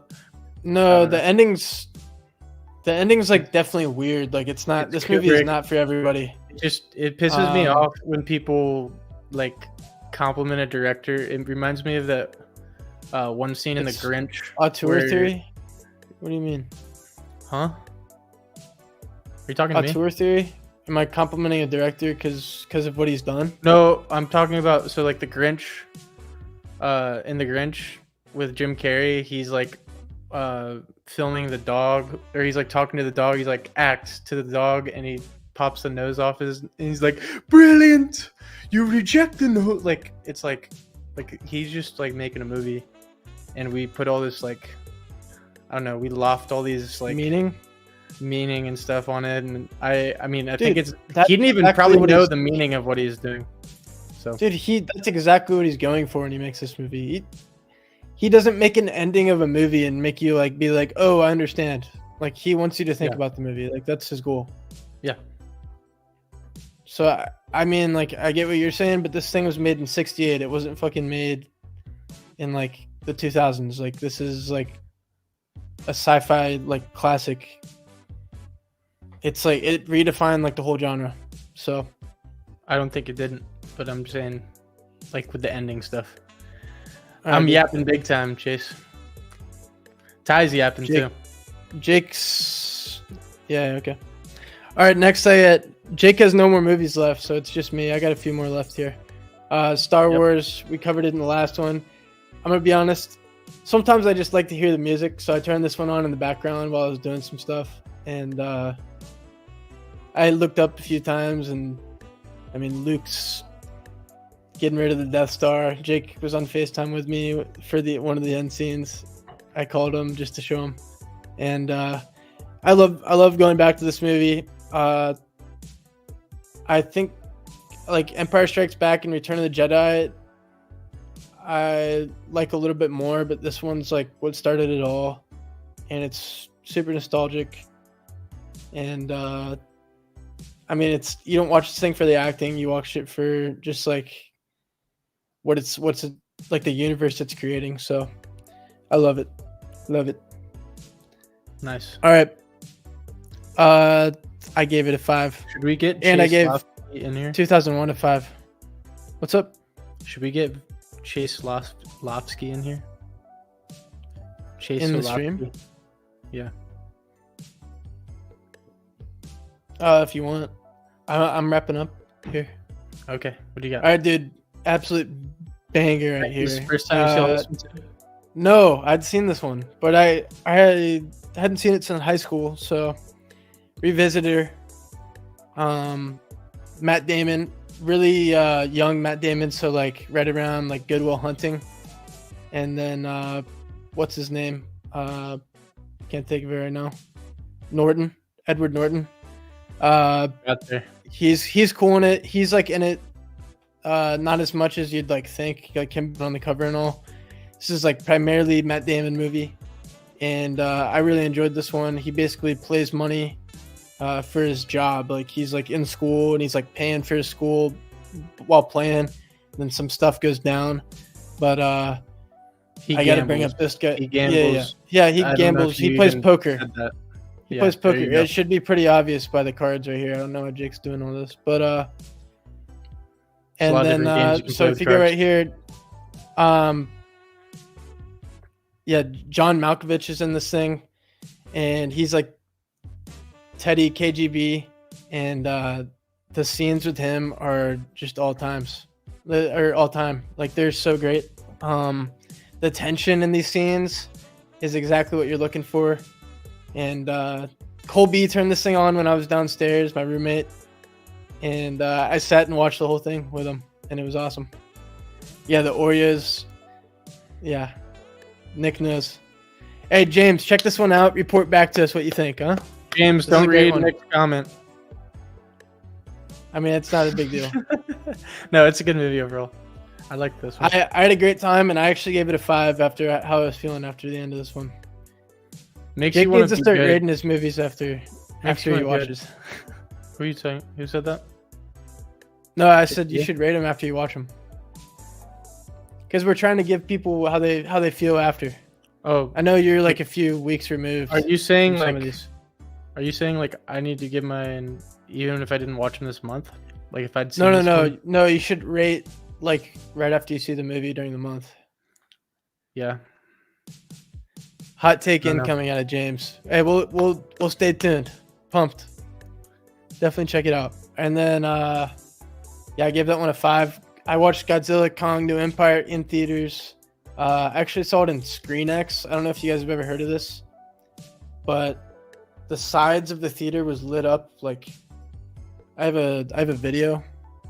I don't know if this will be able to show too well here, but I showed Jake. I don't know how it works. Yeah, it was nuts. It was like I was watching the movie, and then literally they stretch like the outside of the screen. So like this part of the screen, they stretch this and put it on the sides, and you feel like you have a giant VR headset on, and it was cool watching it like with this movie because I felt like I was like in like Middle Earth or whatever they call it in this thing. I know that's like a Lord of the Rings reference. Hey Shay. Shay, pause it. It's gonna feed through. All right. We're gonna end it soon. Yeah, it was like completely on the side. So whenever they would go into like the where Kong was, it would be on the sides, and then when they were on the surface, it would be normal, just the screen. It was crazy. Look up ScreenX on Safari. But the movie, I did give a movie review on it, but I gave it a 2 out of 5. A lot of people are enjoying this one. It is like the most watched, or it's like the highest at the box office this year so far. So it beat Dune Part 2 out at the box office. So a lot of people were going to get some popcorn. Did they really? Don't see this one. Yeah, I know, it's nuts. Hey, good for them. But I mean, you got the Kong name, you got the Godzilla name. That like drives people to the theaters. I don't, dude. Zach didn't know about Godzilla -1, but he's all over this. That's one, crazy. That's crazy. which is blasphemous. I was If really you watched Godzilla -1, this was that's why I rated it a 2. Like, I mean, I gave it a little bit of up because of the bad guy was pretty cool and his body language is cool in the movie. Like, good bad guy in this one, but Godzilla's like 5 minutes of screen time for 2.5 hours. And Yeah. then Godzilla -1 kicks this Godzilla's ass with his like nuke breath. So definitely go watch Godzilla -1. Zach needs to watch that one. We'll get him on top of that immediately. And then the last movie of the day, Oh my god. of the month. Jake, we're getting there. All right, I watched this one. I heard Liam Neeson has a gun, and it's set in like 1970s Ireland. Cool. Very I'm in disappointing. there. What? Very disappointing. I gave it a Okay. 1.5. Worse than the Godzilla movie. Chase, what are your thoughts on this one? I think this is the worst movie I've ever seen in my life. Really? The accents were terrible. I watched Taken today. He No. didn't go Taken Liam Neeson. Yeah, Can we it was get like Can we get a post game presser on Chase's soft. Pat McAfee experience today? Yeah, Che, what happened with Pat? I didn't even see it. Well, I hopped in the car because Dad was on, and then they were making fun of me because I said the Chiefs were terrible, like earlier in the year, which they were. Yeah, She was like, Che, get in here. so the Chiefs, they were terrible because like they weren't doing good, and then Patrick Mahomes was like, yeah, I guess we'll just, and then just Yeah. like went off and then won the whole entire thing. So Yeah, I'm done. I never disrespected Mahomes though. I was just saying the Chiefs weren't as good, which that's still true, even though they won the Super Bowl. Yep, there it is. Hey, Yep. by the way, the quality watching it has gotten so much better. Is it crazy? It's like it looks like when you guys like filmed the first videos, like not live. Yeah. Yeah. It's like that level. No, it's Yeah, good. we That's switched good. our StreamYard. Shout out StreamYard. And then Thank you. Yeah. Yeah, it looks good. Let's go. Some of the comments were wondering, Jake Paul, Mike Tyson fight predictions. Mike Tyson's gonna kick his ass. Let's Boom. go. Dude, all my roommates are like, dude, are you kidding? Like, Jake Paul's gonna kick his ass. I'm like, it's Mike Tyson. Team Paul. Are you kidding? No, I'm not. It's Jake. He's gonna murder Mike Tyson. Oh my god. I'll put money on it. I don't want to put money on it, but like, what would our world come to if if Jake Paul beats Mike Tyson? Mike Tyson's 60 years old. I know, but dude, Mike Tyson got that dog in him, bro. He's just gonna be like, and then Jake Paul's just gonna.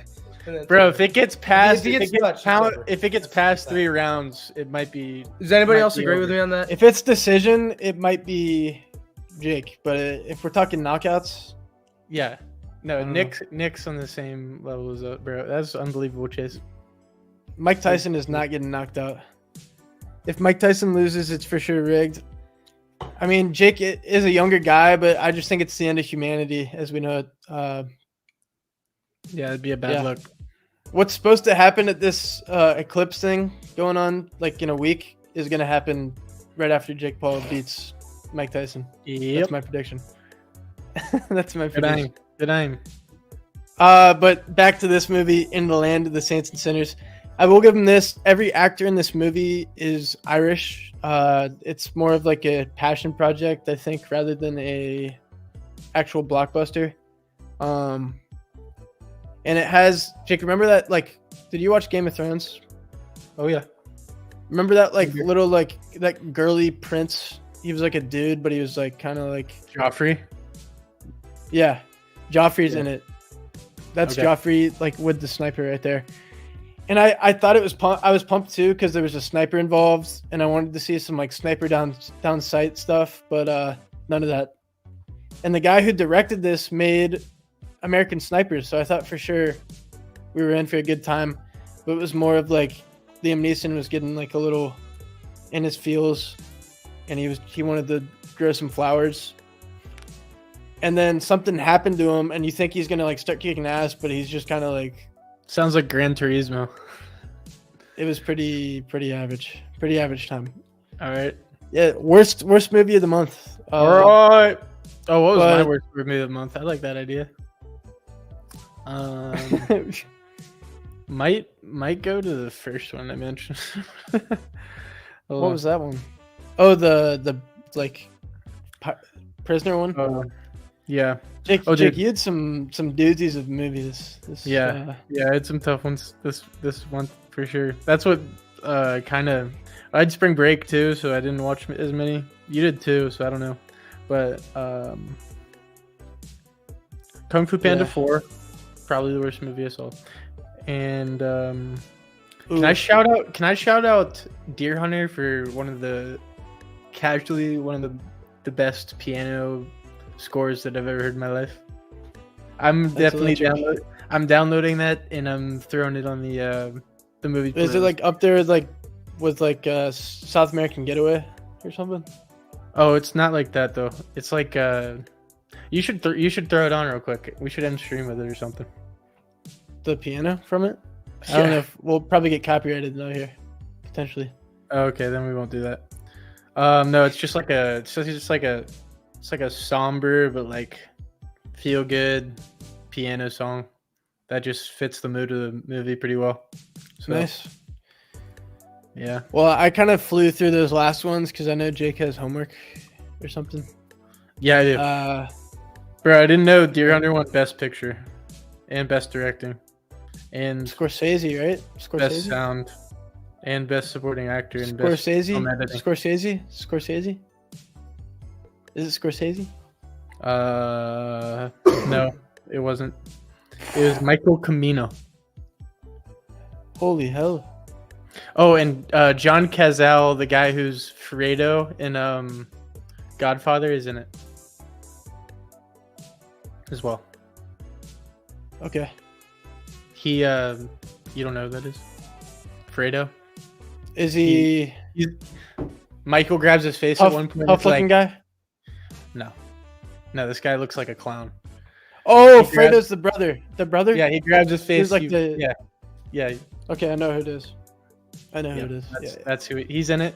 He's fucking obnoxious as shit. Yeah, but Stevie.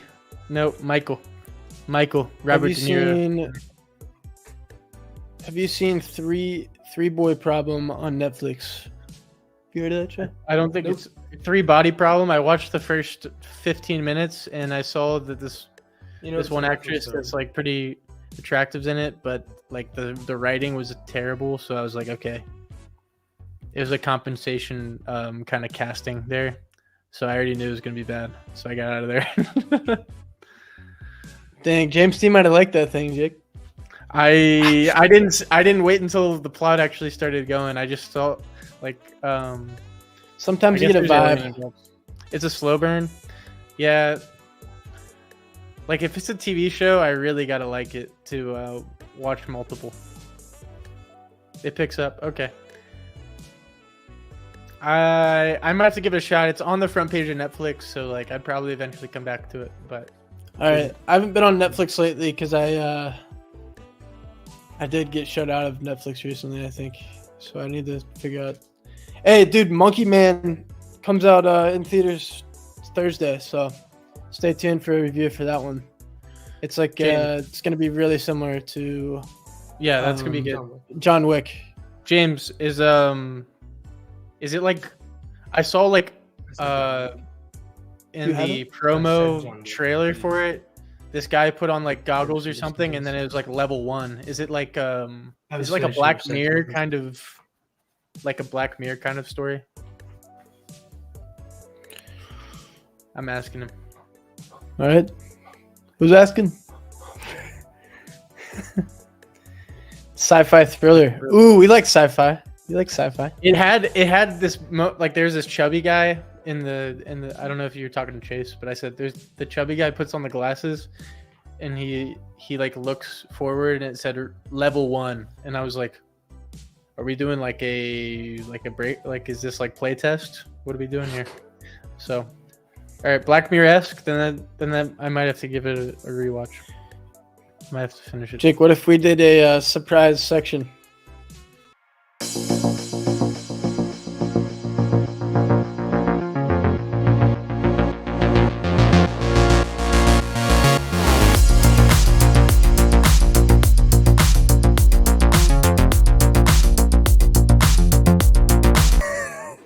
I have the capabilities. It fucking muted me too. I was trying to like be like, nope. All right, I gotta go do homework. You can talk about. All right. Well, I've been playing Rainbow Six. I've been playing Rainbow Six. All right, well, Doc's been playing Rainbow Six as well. Yeah, I'm glad you're on the wave, Tye. Son of a bitch. Yeah, I started the wave. Had to wait until people. Doc saw Street Talk playing Rainbow Six, and he was like, "I have to get involved." Yeah. What happened? Fortnite OG. I don't know, man. Fortnite OG is They back. just announced it. No, it's April Fool's. Dude. No. They said they were waiting. That's after Easter. It's April Fool's, Che. You can't be falling for that. Getting clowned, bro. Yep. Nope. This guy stinks. What's he doing? Get out of here, Che. Yeah, bro. Rainbow Six is a great game. I can't believe you hadn't played it yet, but the streams were fun to watch. I was trying to give you some pointers, weren't listening, so it's up to you, man. Hey, dude, I like my guys, but I mean, I kind of want to try out like Thermite or something like that. He's like a piece of the puzzle. Like you always got to have a hard breach, which is a guy that gets through the reinforced wall. That's Ace. Ace is a really good one, and Thermite. Those two guys are like necessities on a team. So if you want to be that guy that's like the rock for your squad, you got to be rocking with the hard breaches. And James and Nick probably have no clue what the hell I'm saying, but that's great advice. So we did the game. Great advice for the guy. Thank you. What else? Dude, I want to play Ghost of Tsushima. I want to do a playthrough. That could be fun. Let me know if you guys want that, because I'm really intrigued by the samurai. I'm back on the CS:GO. I'm back on the CS:GO 2 grind, and I'm back on Counter-Strike 2, and I'm back on Tarkov with my buddy Jackson. We're getting heavily aggressive, trying to find the loot and stuff. At at the bottom of my luck though. I suck at the game, to be honest, and I like die every time. I'm down to my last few dollars. But do you have any hopefully like it's great. streaming capabilities over there, or you just have a PC? I have a BS and all that stuff. BS. So Chase, we could hear that, and Chill. Double chunk coffee cookie. What? Nope. You know what that's from, Jake? Mama, can I have cookie?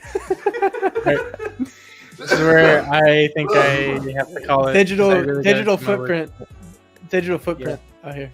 Yeah, Something Chase, like once you become an NFL, That's not bad. you're gonna become an NFL quarterback, and somebody's gonna pull that clip, and that's gonna. Hey, be MLB just showed. I heard it just came out, and let me know if you pull a diamond or something.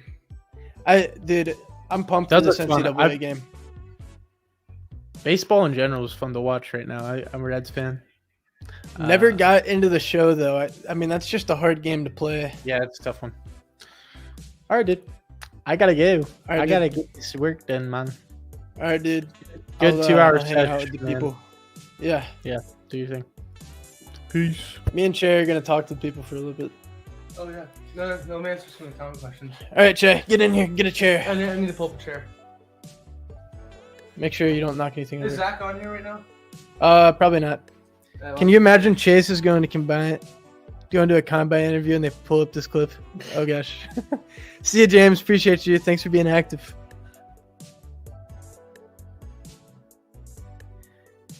All right, Che, get in here. This is who are you calling? I was calling Zach. He doesn't answer his phone. So Here, it's all Che, good. you gotta get in the camera. Oh, yeah. All right, this is Chase, guys. If you don't know him, he's 6 years younger than me. So long, Yep. young buck. Oh, you're saying buddy? Oh, okay. James is sticking around. Let's go. You want to say hi to James? What's up, James? Who's This is James. Young Savage Chase. oh Why would you do your dad so dirty? What happened? wait what I don't know what that means. What did I do? Like did you do something on Pat's thing today? Well, I didn't say anything about. What did you do? on I didn't Pat's? do any. I know. I was. What Just, happened? I was just talking So you about. I was just talking about the Chiefs to Pat. I didn't. I don't think I Amazon did pick. anything dirty. The Amazon pick. Oh, the graphic. Yeah. Well, so here's the We're thing. trying to help him out. I think you screenshotted it, and then you screenshotted. I might have taken a picture. It was bad though. He looked plump. He looked really big. Yeah. So we had to tighten that up. Yeah, we had, Tighten up the operation. yeah, we definitely had to tighten that one up. But they fixed it, so that's all that matters. It was the game talk, like transition, like hella loud. Let me know. We could do like our old fashioned show like we used to on here though, which I'm pretty pumped about.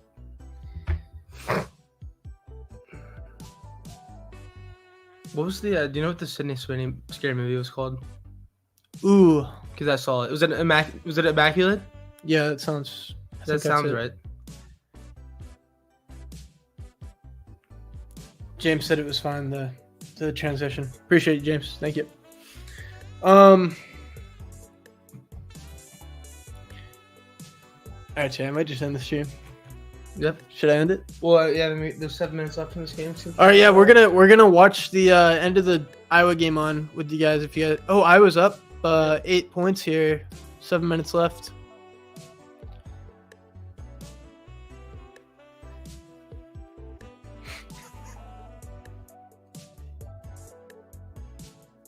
Yeah, I feel like Kai's out. I feel like Jinxie.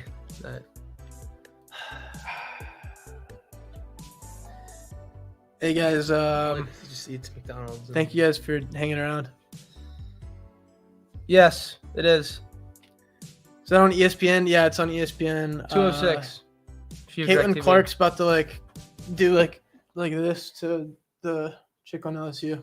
Angel Reese. Yeah. Oh my gosh. Oh, she missed. Oh, rebound. Back out to Allen. Nope. What? No. Is that her name?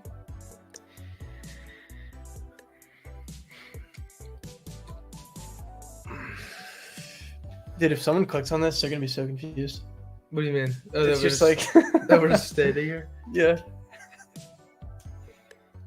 Jay, you want to talk about some of the movies you watched?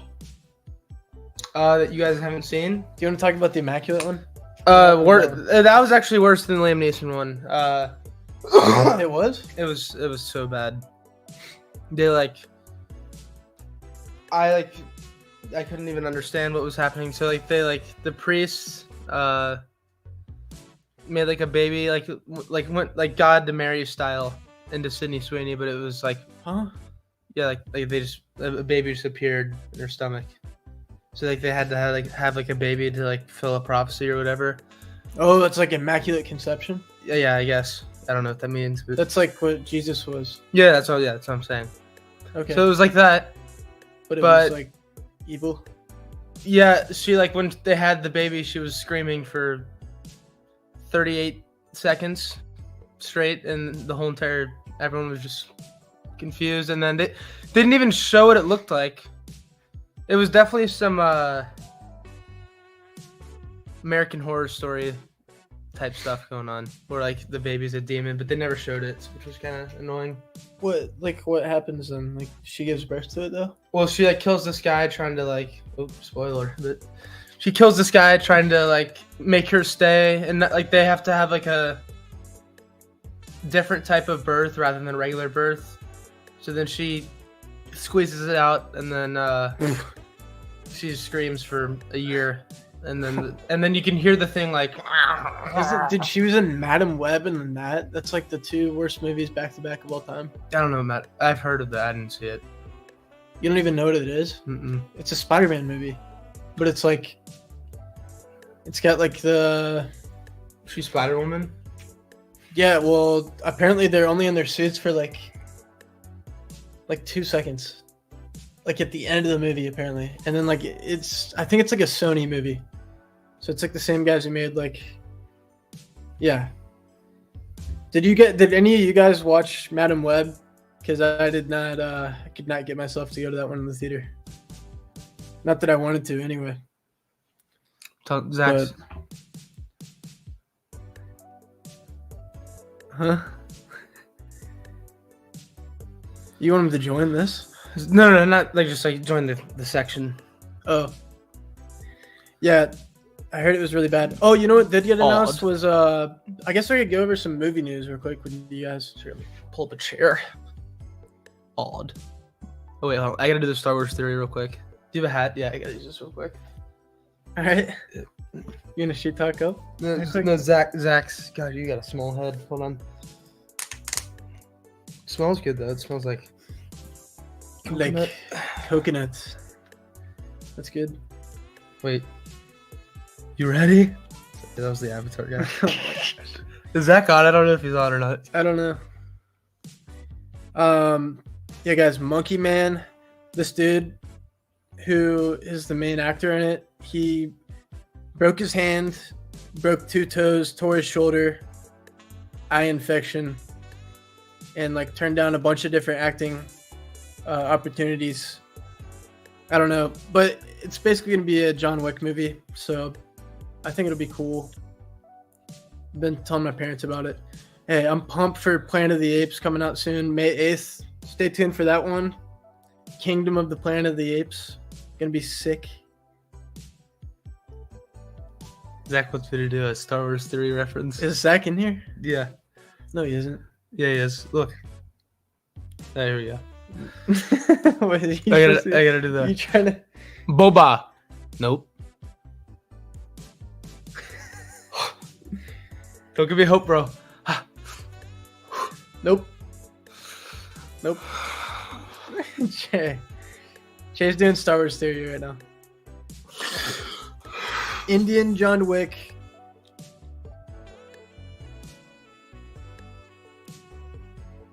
What does that mean? It's Luke's. That's not Feathers, Monkey Man.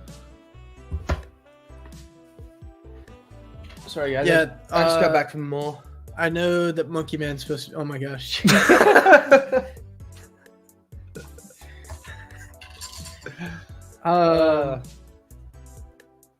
What else? Yo, Ice Plat 8. Why is there a wrench next to his name? What does that It mean? means he's a mod. He can like remove people. How? What do you mean? You're a mod too? He can remove people? He can like remove comments in the chat. How? Do you like allow him to do that? Yeah. Oh. I gave him the power.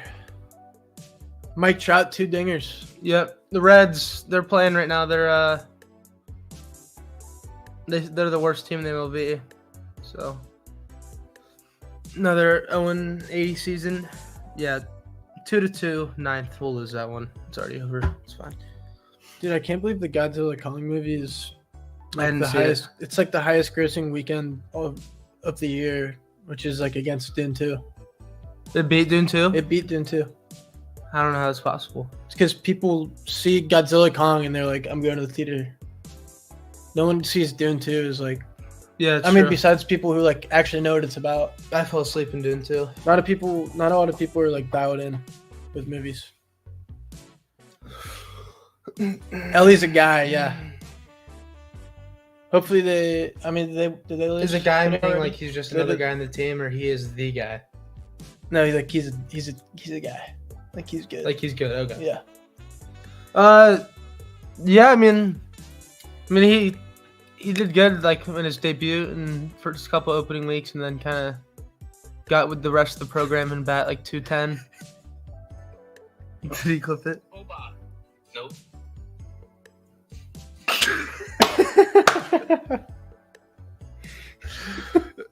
That's bad. The street dog head's crazy. It looks Here like we Star are. Wars though, so it works. All right, I'm gonna end this before everyone leaves. Thank you guys for sticking along, joining us while the Iowa game's going on. You need a good outro. Caitlin Clark's about to win. You need like an outro saying, So long, no, like Dude Perfect does like Pound It Noggin. You need like a, Brofist. oh yeah, bro fist. That's PewDiePie. Yeah, I know. You could do like a, like you hold up an S, and then I do the T, and then it like fades. So just end. I'm gonna play the outro music. Yeah, well that works. Odd. Sorry if that got really loud for a second. Hey Alex. Thank you guys for sticking with us. Jake left earlier, but Chase got on here. Filled in the role. Had fun watching movies this month. Stay tuned for next month. If you guys have any recommendations, let us know down in the comments. And yeah, have a great rest of the night. We'll see you guys later. Do you want to say anything, Che? Alex, you can turn it off. We're good. Thanks.